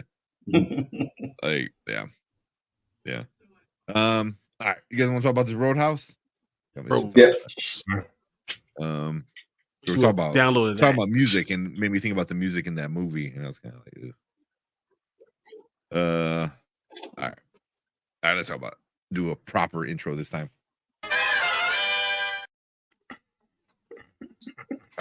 No, because I just checked out the Tom Green and I'm like, I remember this song. Oh, the Bum Bum song. No, his rap song. Check the OR. I remember this. Check the OR. Oh, really? Yeah. Oh, you know it? Yeah. Toronto guys. Okay, I was like, oh, I didn't know that. Oh, boy. That's funny. He wasn't my type. I guess he wasn't Drew Barrymore's type either after a while. So. You know? All right, let's try this again one more time. All right, welcome to the Spoiler Kings. My name is Tank Kramer. I am with Brian the Grizzly, Brandman Brandon, and we got Anzo from Big Ford Entertainment. What is up? What's up, guys? All right. Let's So talk. we're gonna talk about this Roadhouse. Not the original. We're gonna talk about this new one with Jake Gyllenhaal, Conor McGregor. That's about it. There wasn't that many famous people in this one. But before we get into our review, Anzo, you want to give a shout out to your channel where people can find you? Yes, the name on the bottom, Big Ford Entertainment. That's where you guys can find me. Just punch it into the YouTube search, and you'll be able to find me there. Again, thanks for having me again, guys. Always a pleasure. Oh, yeah, man. Yeah. Hey, if you guys get a chance to watch the OOC Off Our Chest, it's awesome. I enjoy watching that a lot because they be saying stuff. I'm like, yeah, I'll be screaming at my computer monitor. Yeah, so it's really good. So yeah, please check it out. Well, no, you're always welcome, but I know you do your show on Wednesdays. So do you have it? Yeah, I don't know. I feel like he's on 7 days a week. Yeah, it's crazy. Yeah, I'll put a link right up here. You go follow him and also in the description. So make sure you go check out Big Ford Entertainment. But yeah, I think you came out for something else and you said you wind up watching Roadhouse. So I'm like, all right, well, we can talk about this Roadhouse movie. Yeah, so we'll get into our ratings at the end with some of our likes and dislikes. But Brian, you got a quick rundown of what this movie's about? One of the quickest synopsis ever. Ex-UFC fighter Dalton takes a job as a bouncer at a Florida Keys Roadhouse, only to discover that this paradise is not all it seems. Mm-hmm. That's it, guys. I mean, I guess. Yeah. Like I said, there's really not that many famous people. Jake Gyllenhaal, Conor McGregor, Billy Magnuson. I mean, yeah. Post Malone was in it for a little bit. Post Malone, yeah. The guys and everything. What's her name? Daniela Melchior. Melchior, however you say her name. Melchior. Yeah. I mean, she's cute. That's about as much as I can say about it. That's about it. Yeah. So we'll go around the horn with our likes. We'll start off with Anzo, Brandon, Brian, and me. What you like about this one, Anzo? I liked the beginning of it. You know, the first half of the movie, I thought it was really good. Couple of the fight scenes I liked. I think Jake Gyllenhaal pretty much did a pretty good job. And he had this little comedy to the stuff when he was doing things, you know what I mean? Slap a dude in his face and be like, oh, I just slapped you, or taking them to the hospital and stuff like that. So I really liked that. Acting was, other than Conor McGregor, was okay. And like I said, the story at the beginning had me intrigued. I liked the fact that he was a UFC fighter, right? And you getting to see what happened throughout the movie with the UFC stuff and why he's the way he is. So I liked all of that stuff, but then it goes off the rails. So that's the stuff that I like the most, to be honest with you. Okay. What are you, Brandon? I like that it delivered exactly what it promised. Just Jake Gyllenhaal, just a bunch of people beating the hell out of each other. I thought Jake Gyllenhaal is, I've never really seen a performance from him that I didn't enjoy, or that he didn't do at least a serviceable job in. So I thought it did good there. I liked most of the fight choreography. There were some kind of scenes that were weirdly kind of CG, and I know there was a big kind of fuss about that. It didn't really take too much away from the movie for me. I thought Conor McGregor was fun to watch. I loved how unhinged he was. He was like a GTA character. So I thought it was fun in that regard. I wasn't really too attached to the original Roadhouse to get too outraged about a remake. So and really, the several times that I have watched the original Roadhouse, it was entertaining, but it's not like it was high art. So I just couldn't get angry about a remake. I I thought it was very much to the point. Uh, Billy Magnuson is just like building a very good career off of just playing a deplorable douche, just a punchable douche. Part of the reason he is one of my fan casts for Booster Gold, but yeah, it delivered what I expected. By the way, Jake Gyllenhaal is like total fitness goals. Like now, I want to get that. Like I want to like I need his fitness plan, dude. Like his fitness and diet plan. Come on. F that, man. I like to eat. I want to eat some steak. I like popcorn too much, man. Tell me, no, bro. I'm okay with having almost 6-pack. I'm okay with having decent arm. I'm okay with that. I'll be a monster. I'll bench 500. I don't need to have it. I'm good. Good parts. The first half of the movie, I really thought that it was going to a point where this could be really good. I was watching it, explained it well. You didn't need to watch the first one to really understand what was happening. I was enjoying it. Once again, the fight scene when he slaps all the people and drives to the hospital, that's awesome. That's like the greatest. And then they all just sitting there in the hospital, like he's like bump. All sitting there. It's hilarious, and then he just walks off like he was so in control. And I think, and that's the part about the second part that I liked was that he was like, I'm afraid to not be in control because when I get out of control, none of you guys can stop me. I enjoyed seeing that. There's other things that I didn't enjoy, and Conor McGregor is not one of the things that I enjoyed. So I'm going to go ahead and let Tank talk.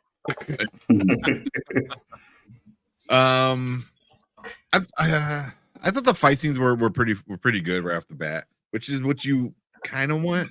I mean, they could have been better, but I'll get into that in a little bit. They were good enough, like story wise was I was into it, but I was waiting for like this giant. I said that's not even a bad thing. Like the story was good enough, and kind of what Brian was saying, like seeing his trauma build up, I thought was interesting. Like why he's so afraid and why he doesn't let people around him and stuff like that.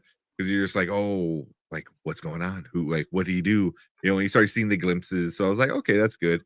And kind of what Brandon said too, like Jake, I'm not a big fan of him, but if he's not a great actor, man, like he's not going to win an Oscar for this movie, but he was pretty good in this one, and seeing his nonchalant kind of attitude and then kind of switch over to like psychopaths, a little bit. So, definitely somebody with his acting, prowess can do something like that. But yeah, that's I think about it. It looked cool. I thought the actual like Roadhouse it didn't make sense, but it looked awesome. Like it made me want to go to Florida. I'm like, fuck, I usually go to Anna Marie Isle in the Why Keys. am I going to Orlando? I didn't go to the Keys. Exactly. Exactly. The Keys are gorgeous in Florida, any of the Keys. So it just made me want like, man, I want to go to the beach now. But yeah. I'll get into some of the comments in a little bit. But what about your dislikes? What didn't you like about this movie, Anzo? So the second half of the movie I think it's when Conor McGregor comes in, is where I really started to feel it goes a little bit over the top, right? And then, like I said, I like the fact that, he was like, oh, if I do anything, you don't want me angry type of way. But then he starts killing people. And I'm just like, okay, now we're getting a little bit too far here. He's killing people, getting away with it like nothing. And I just didn't feel that. So I think it kind of switched during the second half of the movie. Plus, you had, at the beginning, he fights that guy where he slaps him in the face, whatever. You know what I mean? It seems like he's going to be like maybe the comedian bad guy. And then he just like ends up being like completely nothing for the rest of the movie after Conor McGregor comes in. You know what I mean? So it's like he took backseat to Conor McGregor, and I just kind of felt maybe you should have had Conor McGregor more in the movie to have them build up this tension, like a real tension, like he's there from the start. They're not really fighting, but just, and I think that would have worked a little bit better for me. But yeah, like I said, just towards the end of the movie, it got to maybe a little bit like more like some action type of movie. They're going on the boat, you know what I mean? Like you knew he didn't kidnap the girl. Why did you even want to go? You know what I mean? Like you knew he was lying. And they're like, okay, yeah, I'll see you guys there. And then I would have went to the roadhouse and did something else. You know what I mean? So that's where I thought it kind of fell off for me. Like the second half of the movie really kind of took away from a lot. What are you, Brian, man? I'd agree with that. Like the second half kind of felt like some of it belonged in a completely different movie. We had these kind of grounded, well, for the most part, grounded kind of UFC style martial arts fights, and then from there it like goes off into like a super action movie, like a like a Bourne movie almost. Mm-hmm. Coincidentally, the dude who directed this did direct the first Bourne Identity movie, so coincidence, I think not. And yeah, I also agree. The Conor McGregor character just kind of randomly took center stage. You think the Billy Magnuson character is going to be like the main antagonist, kind of not unlike the I forgot the character's name that Patrick Swayze was like the big bad that he was up against in the original. But I was kind of thinking that that Magnuson was going to assume that role. Conor McGregor just kind of felt kind of shoehorned, just because the main character in question was a former UFC fighter, and Conor McGregor is so synonymous with UFC, so it felt kind of obligatory in that regard. Mm-hmm. I think that some of his over the topness, as fun as it was to watch, some of it just kind of felt pretty unnecessary, like him, stealing a driver's ed car and getting drunk in it and smashing it into a tree. It's kind of like, love crashing cars. Yeah, it's like cars crashed. Yeah, it's like it was hammering the point home at that point. Like, oh, this dude's a douche. We get it. Yeah. But I'd say those were my big things too, and that was mostly it for me. Okay. What are you, Brian? I mean, kind of piggybacking on what everyone else said, Conor McGregor, I felt like him walking around like a bushwhacker the entire second half, and being naked so many times. It was like, all right, I understood after the first time. I don't need to see it two more times. And then, honestly, I feel like someone should just come in and punch him in the face. Conor McGregor lost too many fights for me to just I'll believe that no one else in the world is going to be able to punch this dude in the face. It's hard for me to get over that. Like, I've seen them fight. I know. Someone else can go that's not that big, punch him in the face. I don't know. I didn't believe that much with him. And then, as I said, the first half was grounded. It kind of like it's a real life, how things are really going. And then it kind of just went into this superhero thing. I was like, all right, so you able to fly now? You able to pick people up off the you guys are like 6 feet tall, 160 pounds. You ain't picking nobody up. What are you talking about? Like, what is really going on? It's like I didn't understand what, Conor McGregor like gets thrown off a boat going 100 miles an hour, and then he's like, I'm just gonna fly off and then I'm good. You know what? It doesn't make sense. The water's like a brick. Like it went so unbelievable.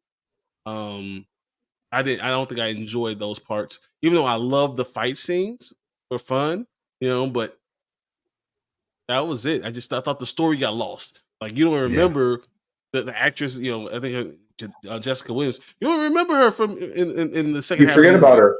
Yeah. The whole thing is hers. Like, they had nothing to do with that at all. I love the little girl, her dad. I thought that was cool, but it shifted so much in the second half. It just didn't make sense. It's almost like two different movies. Absolutely. And what I liked about the original, right, is when Patrick Swayze, like when he really like, okay, I got to stop these guys. It was because his best friend got killed. You know what I mean? So it was more of an emotional attachment to him. Now I understand he had a little bit of attachment to the family that got burned and stuff like that. I understand that, but I think more of an emotional would have been if it was actually the woman he was working for. You know what I mean? They didn't have to burn down the place or kill her, but maybe hurt her in a way to where he's like, okay, now I see what's going on. I got to stop them. You know, I think that would have been a little bit more better than to just do it the way they did it. So, Yeah, and that was my thing because like I do agree. Like as soon as the second half started, and like they just went completely off the wall, and I was like, you killed a dude because they set fire to somebody's like building. I mean, which hmm sucks. Don't get me wrong, but you killed somebody for that shit. Like they didn't hmm even kill the little girl or her dad or anything. You know, it's like what, like that. I yeah, thought that was crazy. You know, it's like I could be wrong, but wasn't that the first death in the film? yes, Yeah. yeah, that was the Was first person he the killed. good guy killing the bad guy? And I'm Yeah, like, and it felt weird. And also, I felt hmm like it was trying to do a force, like paying respect to the original, where he like ripped the dude's What's the throat throw out, out? you know. hmm But it just felt like kind of like he just like did like a Kill Bill like tapping his throat and is like, yeah, you can't breathe now. I was like, that how that yeah. works? You know, it's like, yeah, it's like, and also like And he knew like all this like anatomy about biology kind of stuff. I was like, bro, like are you you're a doing like UFC a med fighter. bit? Yeah, yeah, You yeah. know what I So mean? you know, so I did think that was kind of like funny. But yeah, that second half of the movie was just so off the wall. But Conor McGregor, man, it just like so somebody in the chat was just like, you see his butt way too much. I feel like you've seen more of Conor's bare hmm ass more than Hugh Jackman. Like it was hmm just like you start off seeing him naked, and you see him like again at the end of the movie is like the last shot of this film was a post credit scene of Conor McGregor's ass, doing his stupid Conor McGregor walk, and hmm oh man, it's just he was so annoying. He was so annoying, and not in a good way, like Absolutely. a good bad guy annoying. It was just like he constantly had his stupid grin. He only had like one level of acting that he hmm just maintained the entire time. He was like You know, acting. yeah, You said be me. yeah, Yeah, yeah, that's what he was doing. You exactly. know, and to your point where it gets to the superhero stuff, right? Because when they're Mm, going to the boat, he crashes the boat in, jumps over the boat, and I'm like, okay, where is all this coming from all of a yeah, sudden? You know yeah, what I mean? Are we hmm watching Vin Diesel now? So yeah, that's where I'm like, it got too kind of like, okay, Fell down and said, "Cuz passive. family." Yeah, yeah, exactly. yeah. Yeah, you know what I It was just Roadhouse, like that's all it Roadhouse. But who was I saw somebody else in here was also said it's like Xavier, the Roadhouse itself looked dope. Why would anyone want to fight in a place like that? I mean, I kind of agree. I'm like the whole thing was like, gorgeous. You're on the beach. hmm You're in the Gulf, gorgeous. It's like tropical. It's gorgeous. It's nice. And it's just like to start fights. Like I don't know. Like if it was more of a hole in the wall, kind of like in the original, like it would have made a little bit hmm more sense on why they were the constant fighting.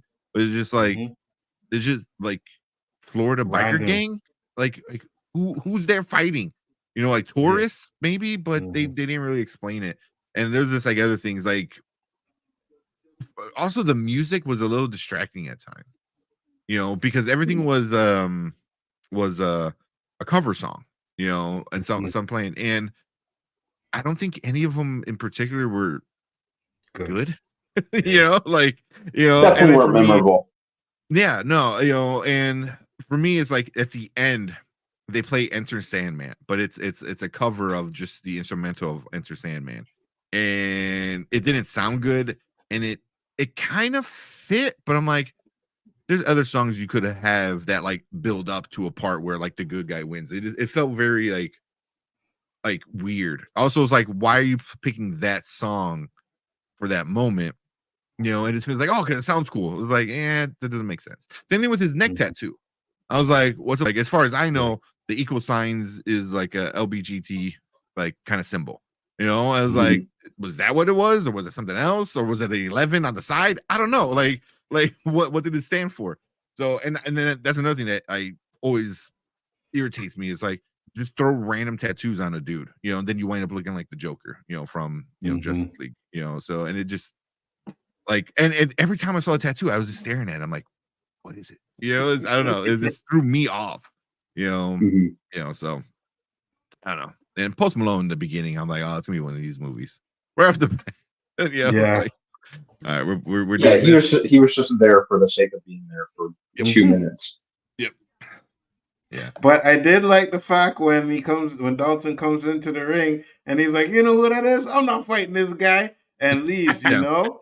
And I thought, I said, okay, so maybe that's the setup, right? They're doing this little hustle, and that's going to be the friend that comes to the roadhouse to help him and gets killed or something like that. I thought that's where they were going with that, and they didn't. It was just, show how bad Dalton was, I guess. Yeah. First the Irish guy is in Italy, I think.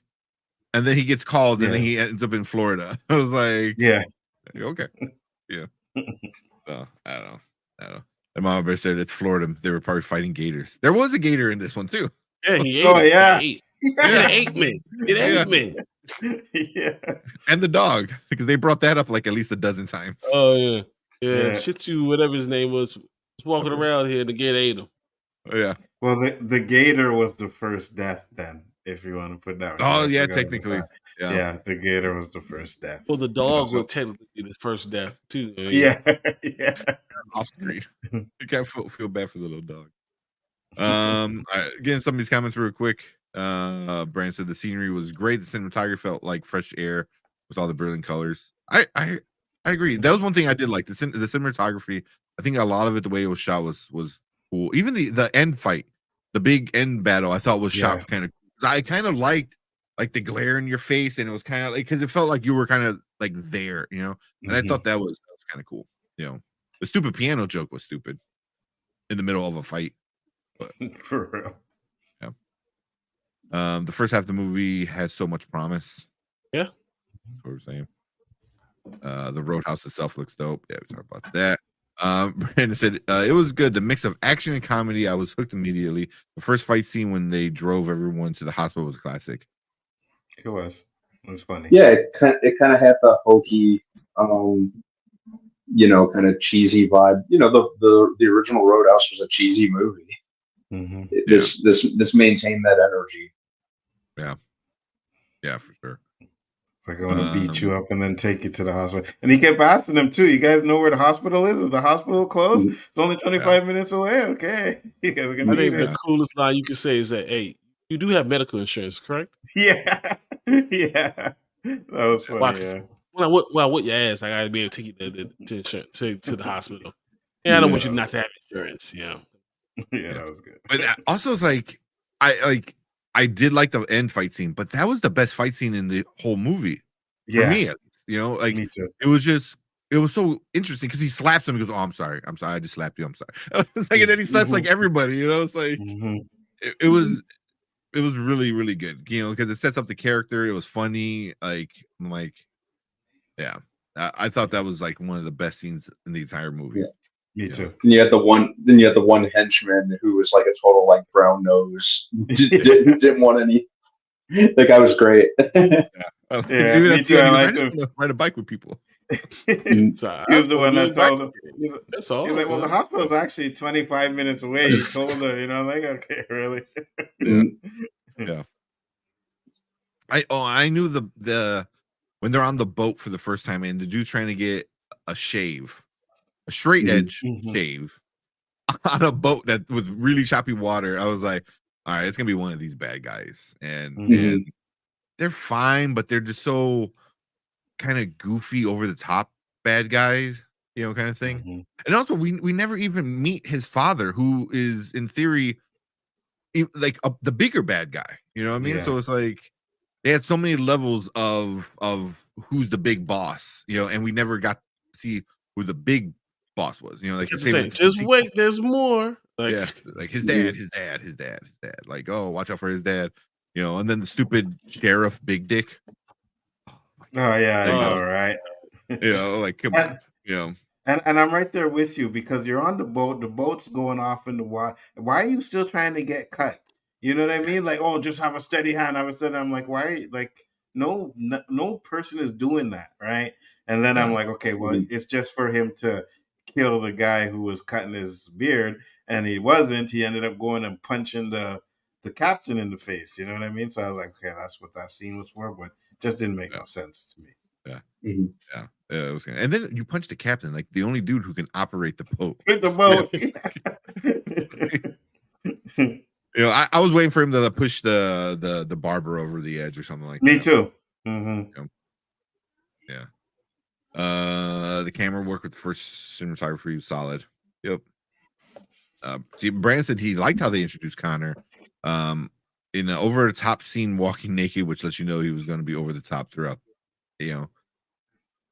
But in order to be over the top, you need to have like a top to be over.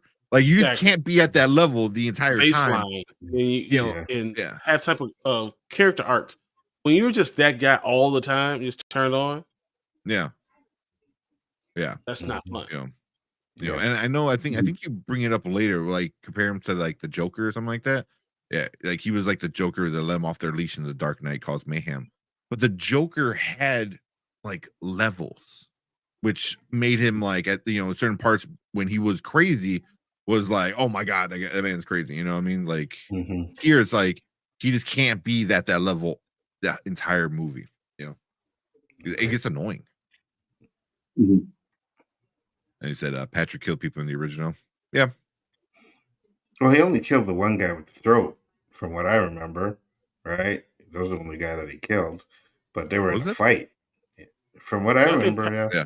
Patrick Swayze is just more engaging and entertaining. Jake Mhm. Gyllenhaal was. Just Mhm.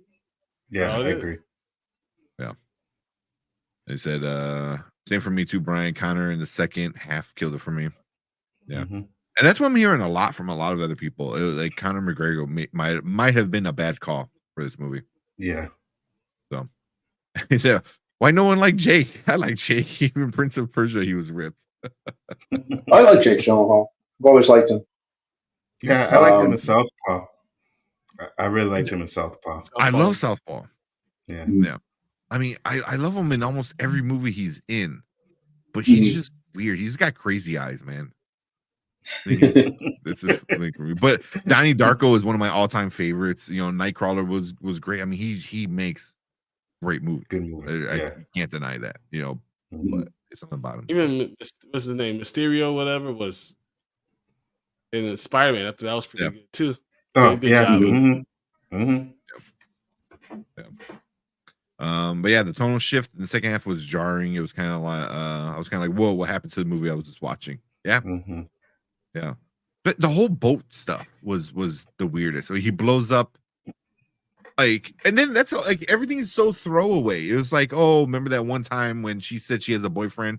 Like, okay, he stole the Hmm. boat. I was like, Hmm. like, she And mentioned he's him a one cop. time on a fake date. Yeah, Yeah. it was like Yeah.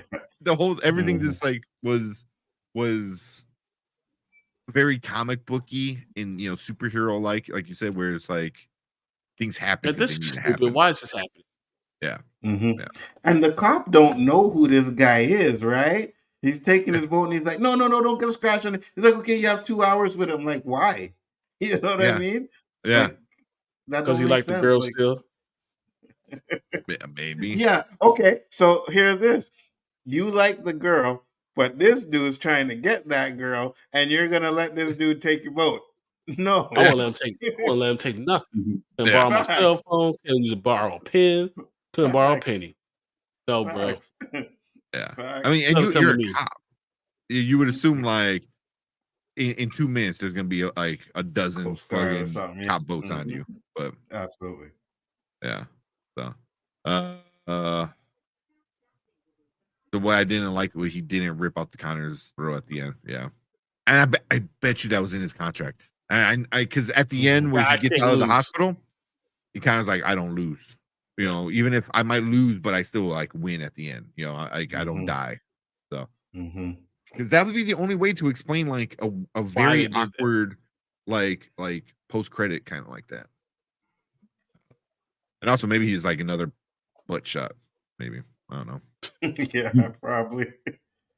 Because to be honest with you, I think Probably Conor McGregor was bigger in this movie than I've ever seen him before, right? Yeah. Like he looked like huge, and I'm like, I don't remember him being that big in his fighting days. No. He always struggled to get to his weight class. He fought way lower than what he actually walked around.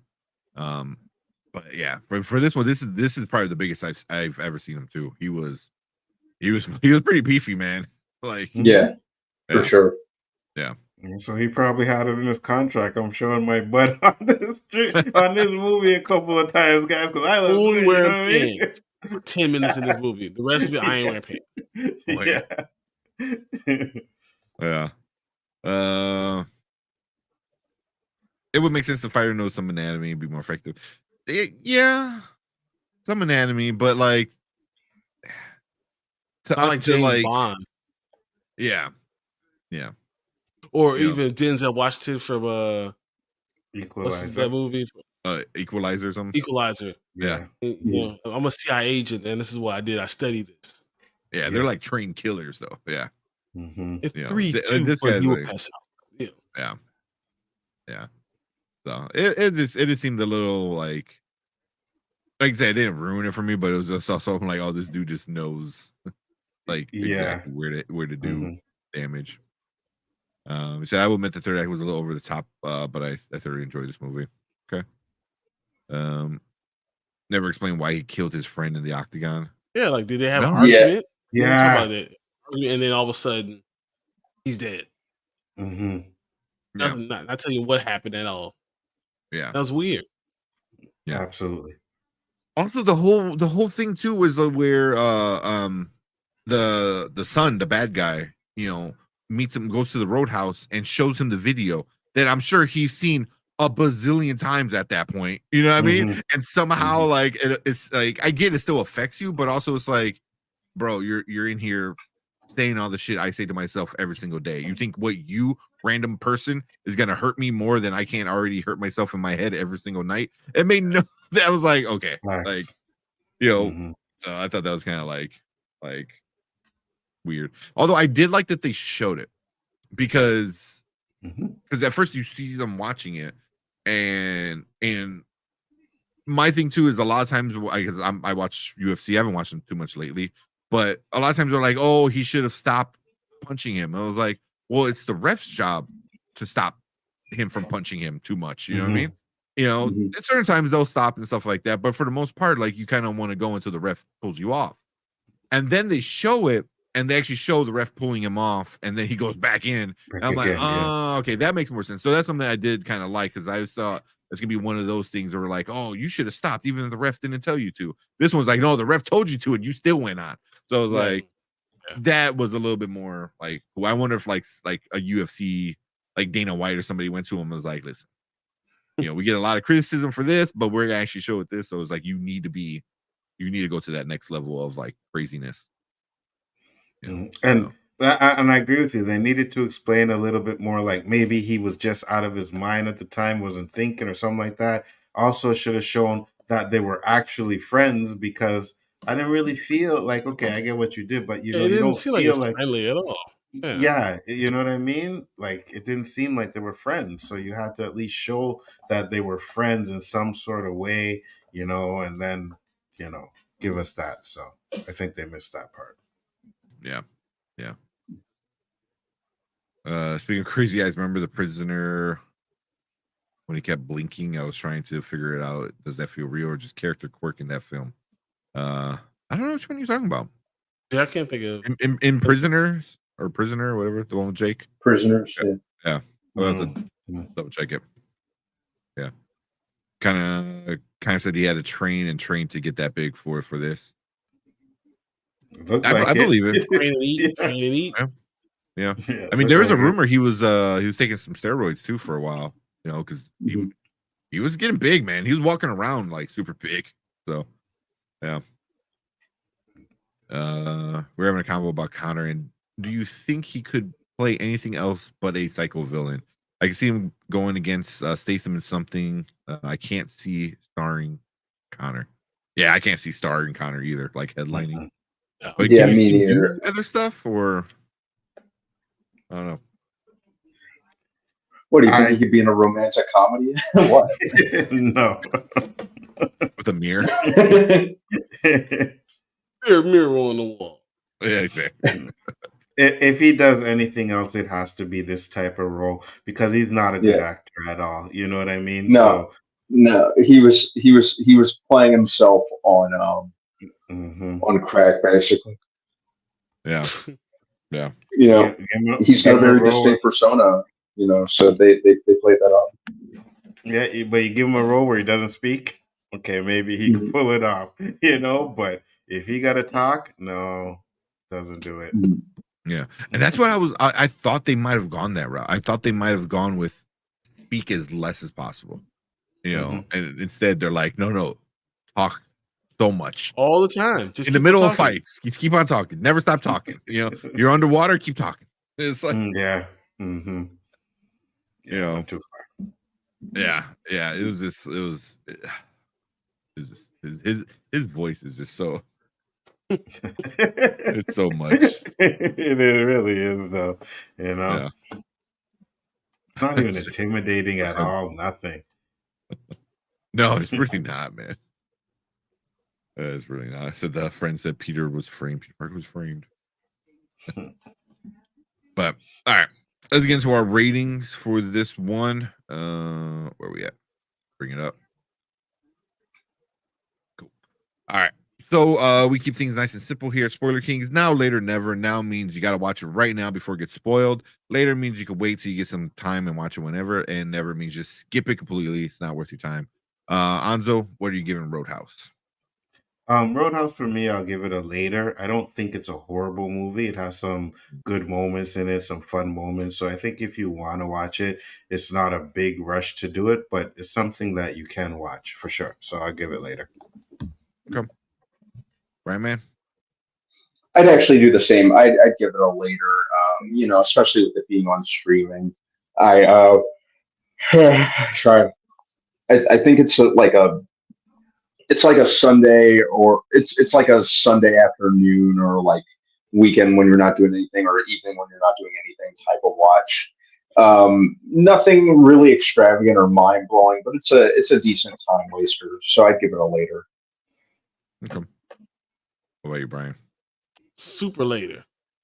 First half was good. Second half was like, You watch it when there's nothing else on, and the NCAA team, like, your bracket is busted, and you're about to like go to sleep, but you got like 2 hours to do nothing. You're like, why not throw it on? Yeah, works. That's all we need. But it's not a terrible movie, but it's not good either. So yeah, later.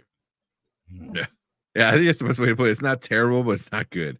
And that's definitely a later movie. Though at the end of this movie, I was thinking, I'm like, oh, this would be really good to play before a UFC fight. Like, while everyone's coming into the house, you're getting the food ready, you're making some plates, and it's like throwing on the TV. Because at any given point, you can just turn it, look at it, and be like, oh, okay, cool. And then that's it.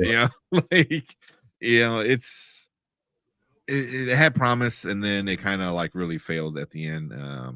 But it was fun. I had a fun time with it, but I don't know if I'll ever watch it again.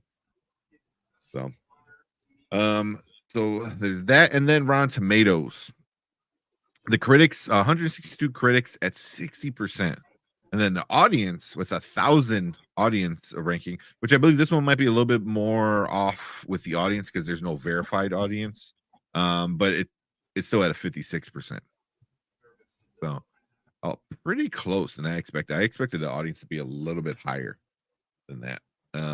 But yeah, cool. Yeah, it's on Amazon. So, most people have Amazon, so you can go watch it whenever. But cool. Shout out to Anzo. You want to give another let people know where they can find you at? You guys know where to find me at. I just want to say Make sure you guys check out these guys every time they do stuff, man. Very entertaining content. I have fun watching you guys, man. It's a pleasure just to be on the stream with you guys, man. Thanks. Uh, Yeah, I appreciate it. Appreciate We that. all do. Yeah. Absolutely. We always enjoy when when we get guests and it's just like part of the family, you know what I mean? Like we all just Feel like you should have been fun. here all the time. Like, yeah, it works. Yeah. So I appreciate Anzo Bigger for Entertainment. Put, like I said, the link will be up there in the description. Go check him out.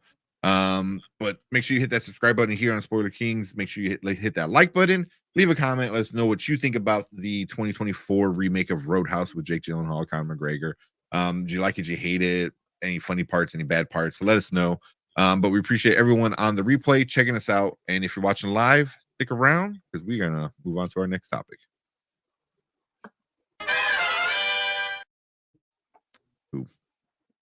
That's pretty much all I have for the night. Yeah. You got no trailers? Man, we do, but we have such a backlog of You sure do.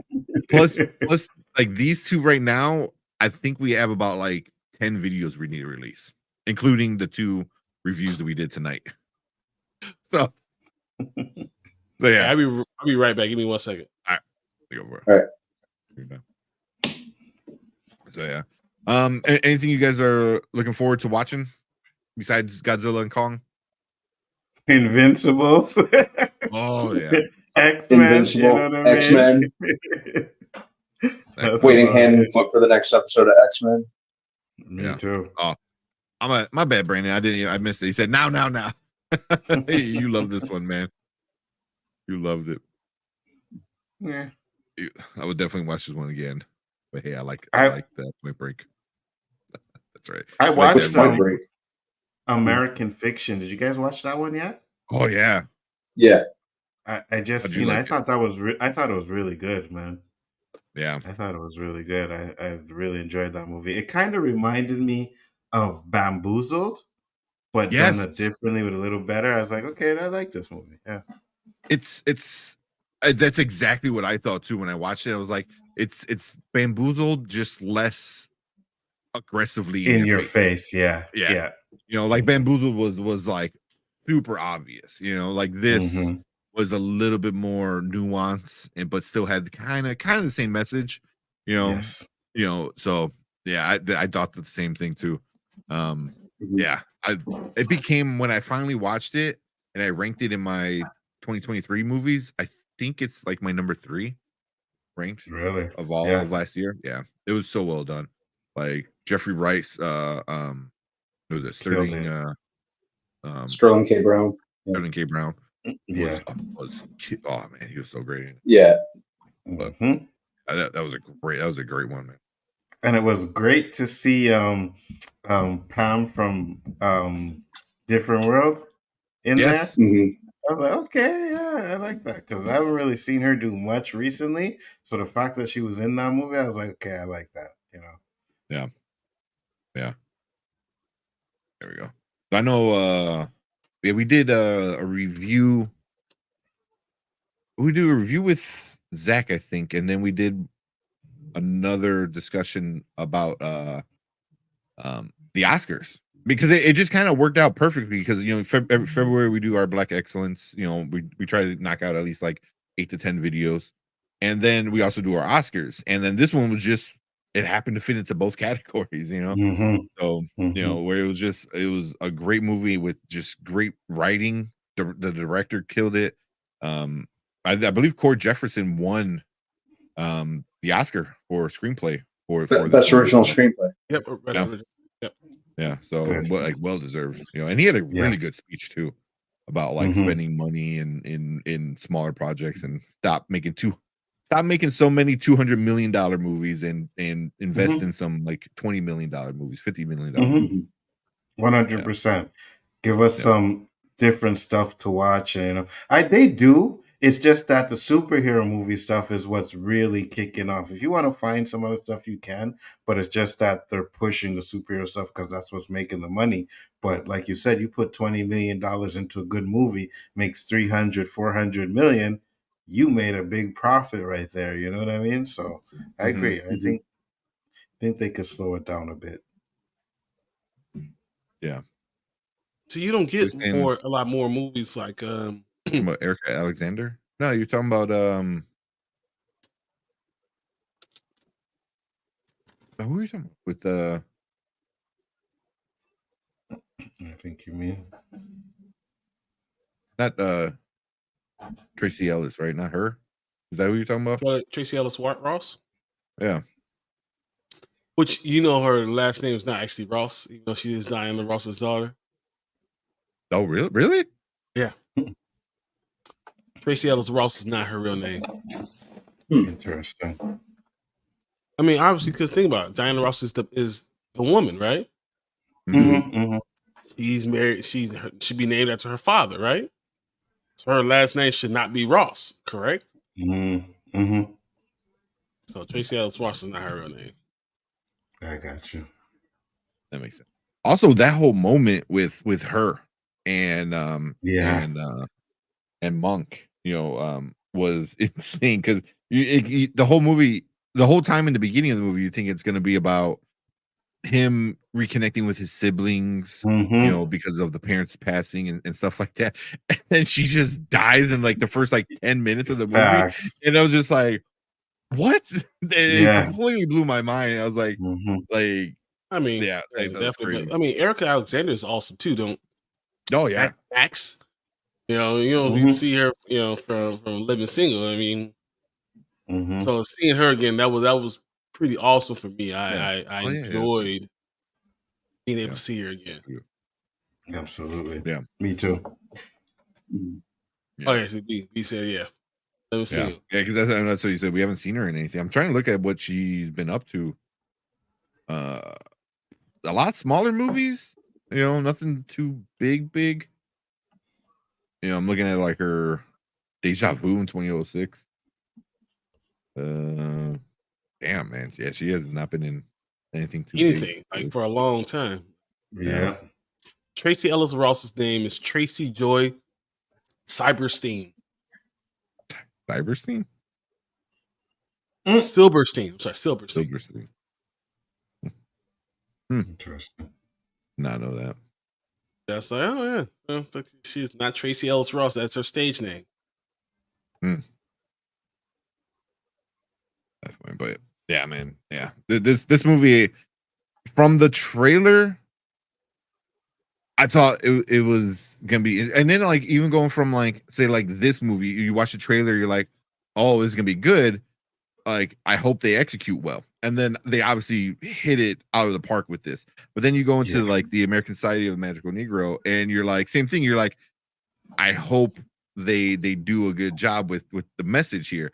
And then they completely just dropped the ball, and man, that was just bad, And I haven't seen it yet, so don't.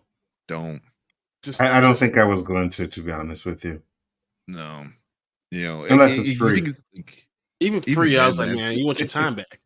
Yeah, even then, you can watch another movie and probably enjoy it better. It just, and I know I said it before, it fails as a satirical movie, and then it fails as a rom-com, and it's just so it doesn't have any message of racism in America, and then it does, and it's a shitty rom-com too. So it's what do you do? What a missed opportunity. Yeah, for sure. They tried to start saying stuff, and then they assumed people knew what they were talking about, and then they just went away from it. Another second half of the movie, you're like, so what the hell are we even talking about right now? Yeah. So that's why I think Kenny Sparks put up his review for it is killing it. I think he got 18,000 views. He got 260 subscribers from that one video. Nice. It's crazy. Yeah. He's crushed it with that. But he wound up putting out, he goes, don't watch this, watch these movies. And he's like, Origin, American Fiction, Book of Clarence. He's like, here's good movies. So it's so funny. American Society of Magical Negroes made $2.2 million. Book of Clarence, they had a budget of $5 in a bag of chips, made $6 million. It's The Oh Book my of Clarence goodness. was so much better, man. I mean, it was really, really good. It was really good. I haven't seen it. Yeah. You haven't It's seen worth it? seeing. It's worth seeing. Yeah, I'll check Yeah. it out. Yeah. That was a good one. I think you specifically would like it. I probably will. I'm looking at the picture now. Oh, It's very yeah, smart. I'll check it out.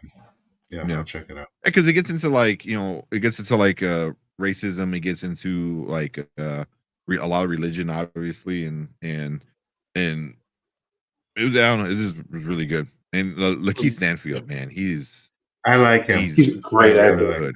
Yeah. So, Yeah, he's awesome. Yeah. I think I I really like love him. seeing Black people in biblical times. Understand, in biblical times in Africa, guess what? 90% of the people are Black. So, Facts. literally just what it is. This is what's happening. There wasn't really an idea. Middle East is a modern concept. The area was there, but it was it's a modern concept. It was Africa mostly.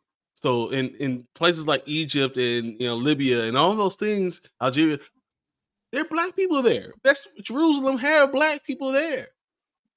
Yes, they also did have Romans and all that stuff is true. You will have all those things, but when you think about history, it's like it's almost erased. And but Clarence puts that out there again. It's like, yes, Black people were everywhere. The Moors ruled Spain for 400 years. Like this stuff actually happened. So it's cool to see something that's past that doesn't have to do with slavery all the time. That's not before the slave trade. This stuff is happening. Yes, people were still around. This is not the first time you saw Black people was that slave trade.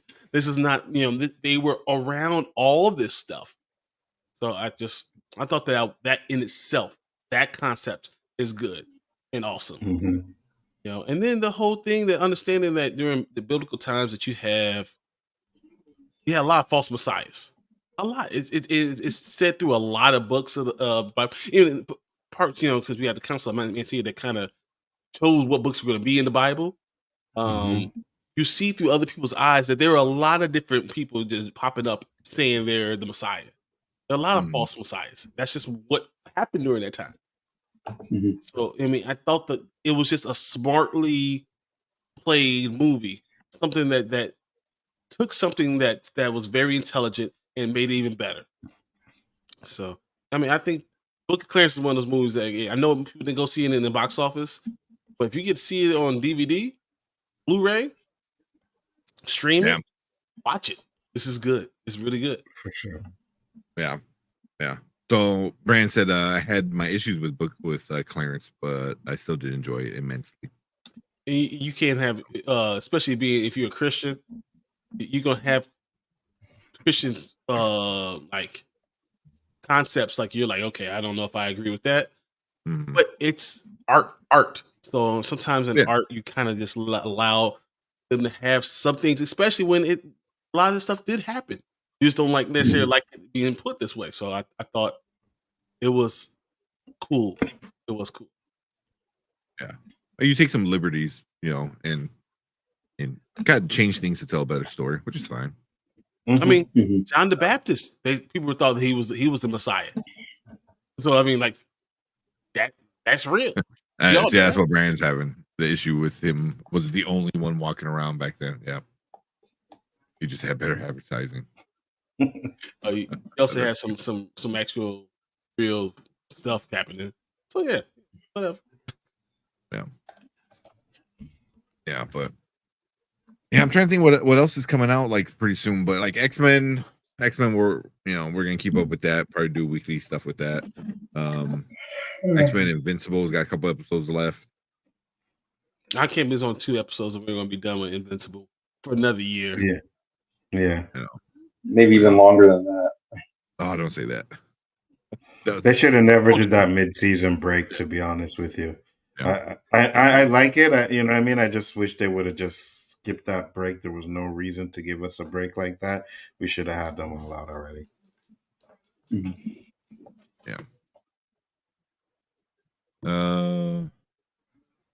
We said Makes when water. he never makes wine from water or gets around.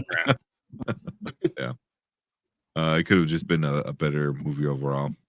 It has some aspects I think that could have been produced or directed a little bit better, but I thought overall concept was pretty solid, especially for a movie that didn't have this huge budget.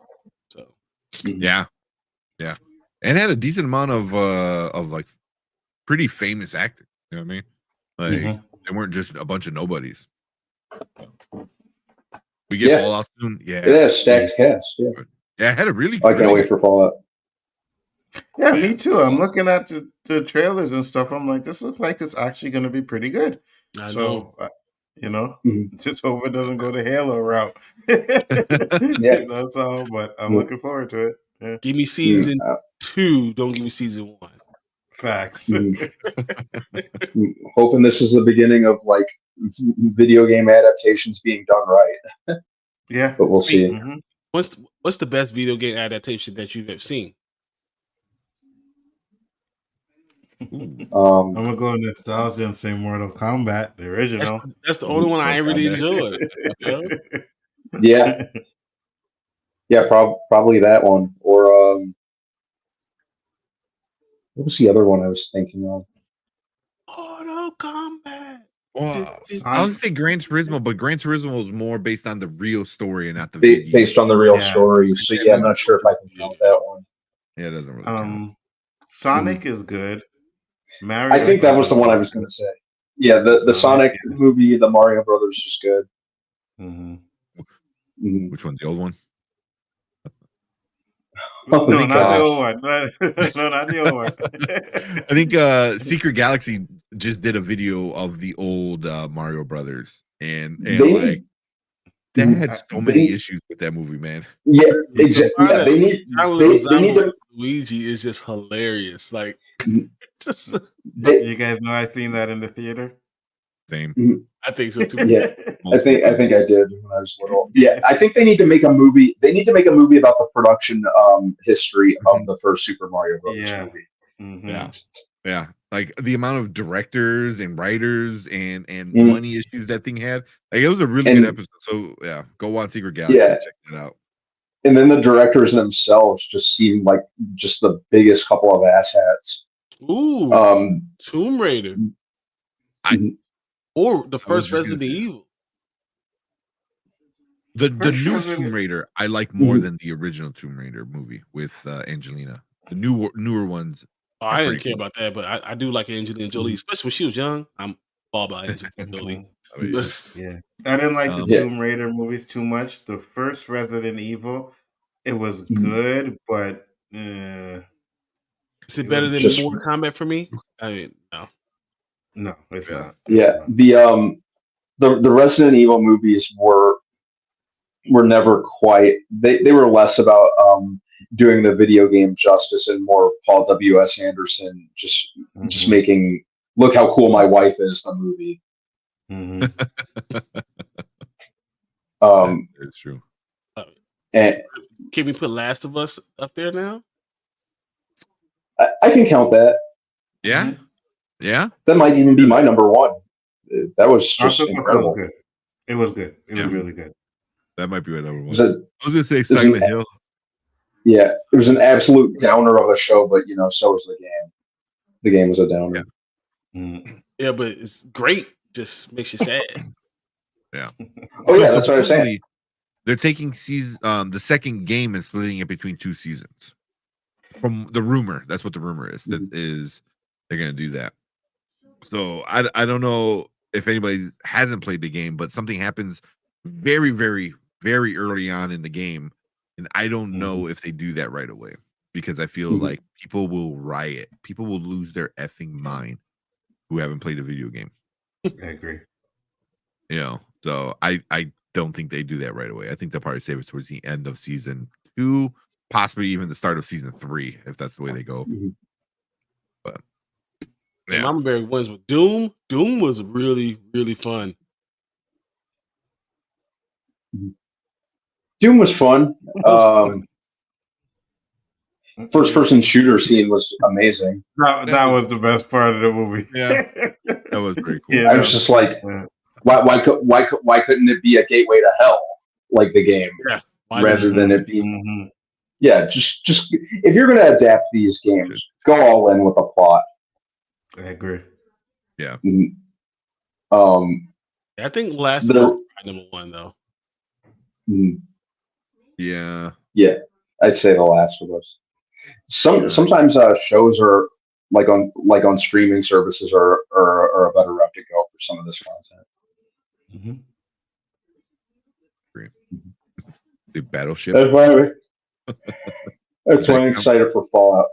But on that same instance, what's the worst?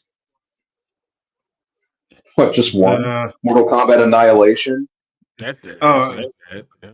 No, the remake Mortal Kombat is the worst. I'm sorry, that remake Mortal Kombat. Nah, I watch Annihilation every day, all day before I watch that piece of Assassin's Creed. Yeah. Assassin's Creed was, oh man, that was too bad about Assassin's Creed. Yeah, I didn't necessarily mind the new Mortal Kombat. There was just one glaring problem with it that I've talked about on this channel many times. And his name was Cole fucking Young. Facts. I'm sorry, Mama Bear, but Street Fighter is a classic to me. I Street think Fighter was so bad, it was great. It was great. It made it so much better just because it was so bad. Yeah. You cast a barely literate Belgian actor to play like the most stereotypical American archetype. Yeah, that was the best. Barely speaks English. But they have Street Fighter with like remastered 4K Steelbox at Walmart. So I might get that. I mean, why not? Unless it's $10. I think it's like $20. Okay, $20. It's a steal. It's a steel book. $20. Okay. What about Prince of Persia? That was so bad. That was horrible. It was so much trash. Oh God. That one. Yeah, which sucks because it could have been awesome. You know, they put a lot of work into the production, obviously, but I think the casting was kind of weird. The movie was some of the time travel stuff looked awesome, like with the dagger to rewind time. That was cool. I didn't necessarily think it was horrible, but again, it committed the sin of being very, very forgettable. Actually, until it was brought up tonight, I forgot the movie. I completely forgot the movie existed. What about Uncharted? Yeah, Uncharted was weird for me because it felt less like they were worried about like doing it justice and more like, oh, let's cash in on the popularity of Tom Holland right now. Yeah. Mm-hmm. What a weird choice to play Nathan Drake, even though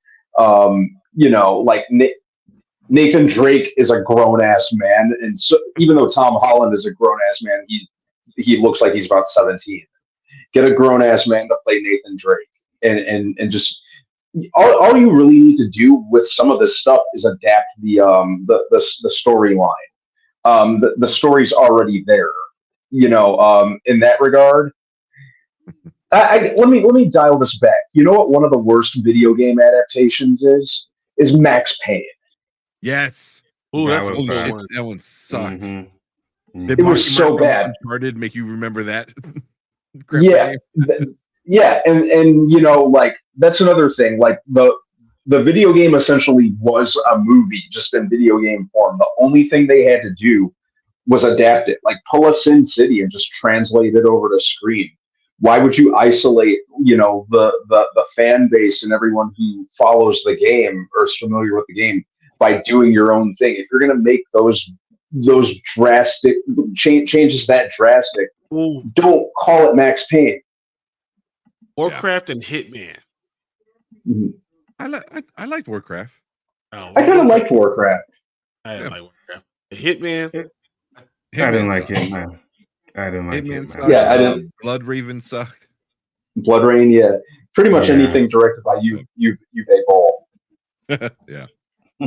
Warcraft, it's not like I didn't- I put Warcraft and Uncharted on the same level. Like I didn't love them, but they weren't like horrible. You know, I I Uncharted didn't like a little bit in front of Warcraft. Mhm. But I not thought like like Warcraft Yeah. looked a I lot don't better. like Warcraft.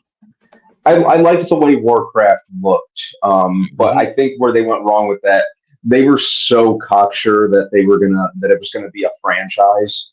That that's what really kind of they self-sabotaged, and that's why the movie failed. They left it open. They left all these loose ends that they're like, we're gonna get a sequel. People are gonna see this, and it blew up in their faces. Yeah. What Which is about weird because, Warcraft has Final- a built-in audience. What Yeah, about and- Final and then- Fantasy movie? dude, man. Which one? The That CG animated one, the Spirits Secret, Within. Spirits Within. That's it. Spirits That was Within. bad. Yeah. Yeah. Had nothing to do with Final Fantasy. That was bad. Yeah. Why didn't they just call it something else? It doesn't make any sense. All they had to do is give it another name. Different name. Yeah. Mhm. It's Spirits Within. You didn't even have to add in the Final Fantasy. Just call it by its subtitle. Yeah. Facts. Yeah. Yeah. But then they go and do like Advent Children, That was fire. and that was epic. Yeah, Epic. that was good. Yeah, I watched that a Arcane. bazillion times. Which one? Arcane. Arcane. Arcane. But is that based off a video game though? Yeah. Is it? Yes. I didn't know idea. Yeah, I didn't know either. And I'm reading more on this Legend of Zelda movie. They're apparently trying to make to be directed by Wes Ball, who did like the Maze Runner trilogy, and he's doing the new Planet of the Apes movie. That worked out. Kind of interested. Yeah, kind of interested to see how that all pans out. But really, just respect the content. I'm not sure why this is such a difficult formula or concept for Hollywood to follow. Yeah, it's just weird. Video game adaptations deserve a lot more than what Hollywood's giving them. Mm-hmm. I think it's because they think they could do the story better. You know what I mean? Mhm. And I don't mind if you want to take little liberties here or there, but I'm with you. Stick to the story. You know what I mean? The video games are giving us a story, and a lot of people like the stories in the video games. So if you want to do Sold that, all the copies of everything. Yeah. just do it live action. You know? So Yeah. I mean, there's a reason why video games are like the biggest medium, like on the planet, like by far, like video games are the number one kind of, took over thing porn. that people do. They You did. know what I mean? Yeah, video games took over porn. Yeah.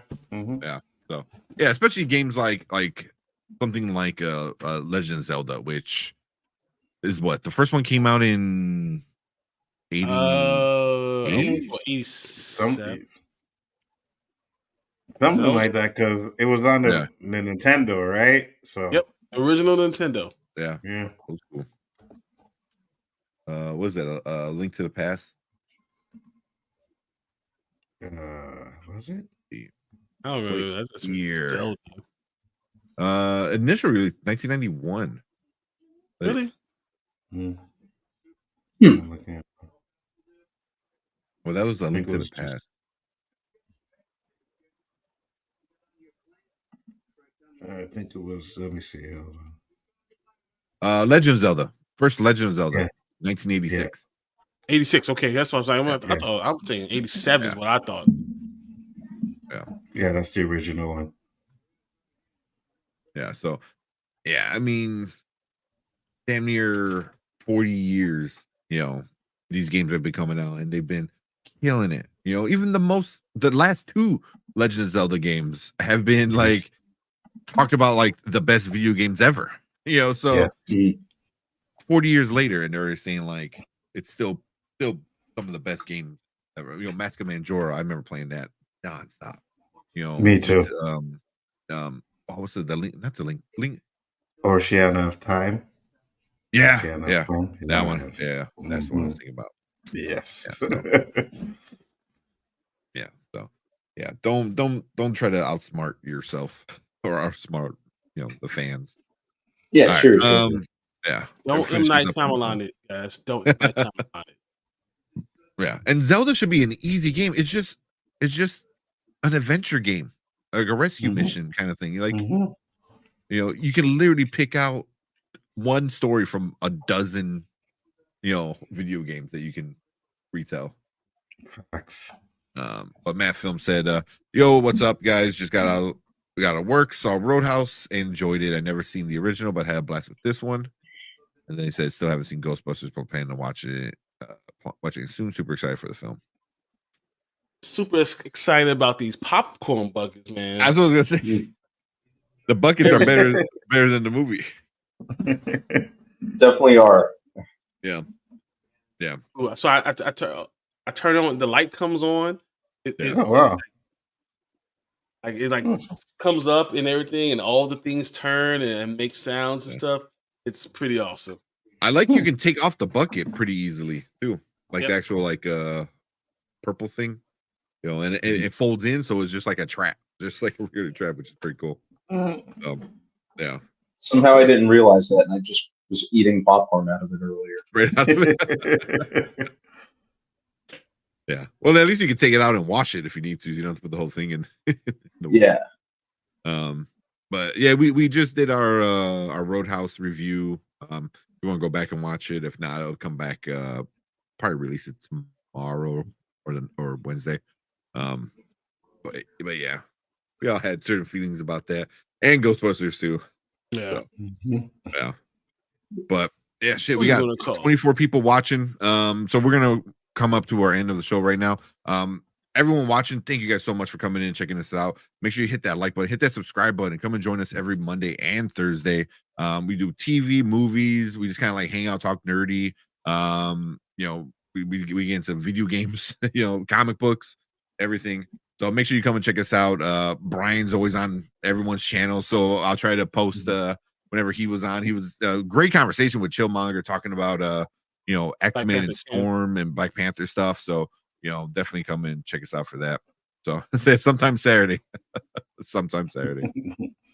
Yep. But I think I was on Saturday for like 6 hours straight. I was like, all right, I'm done. You were on for like 2.5 hours with Chill, and then right after that, our stream started because we decided to do an extra Saturday show. So yeah, he was on from like 7 until like midnight.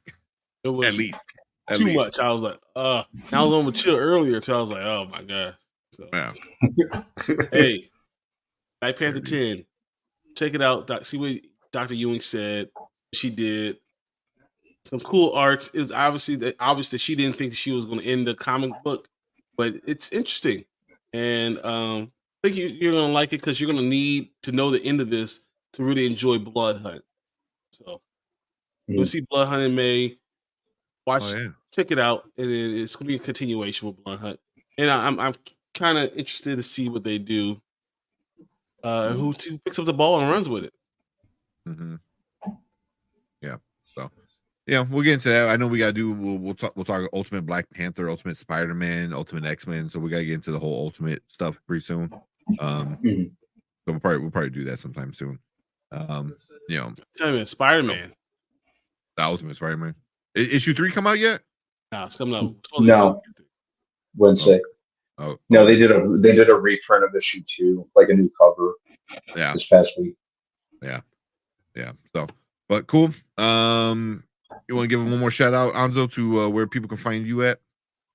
Like I said, Big Afford Entertainment, guys. But I'm just here chilling with the spoiler kings tonight. So that's all it's about. Yeah. Thank you, man. Thank you so much. Man. Yeah, thank you for joining. It's always a pleasure, man. We always love hanging out, chit chatting, and talking like all this like fun stuff with you guys.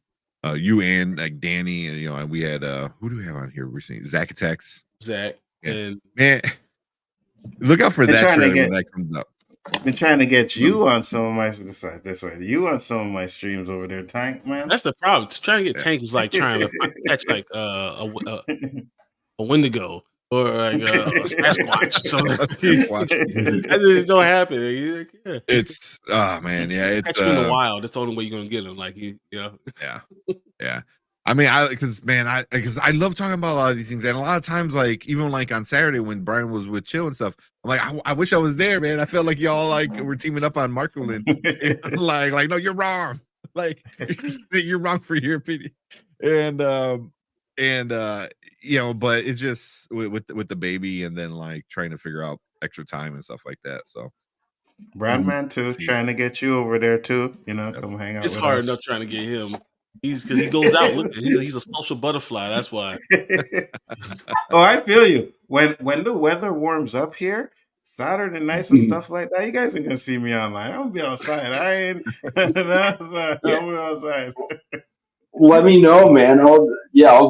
I'm trying to take a break from doing that for a couple weeks. So yeah, I'm in.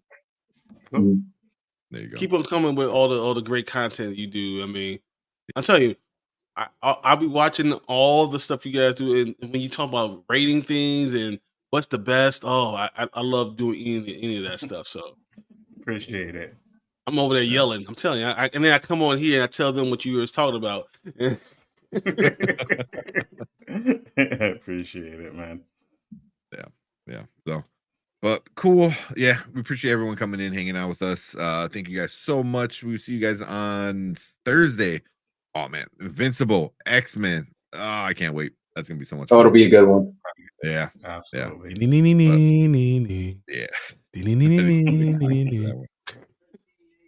Okay, ding. what's ended up? There we go.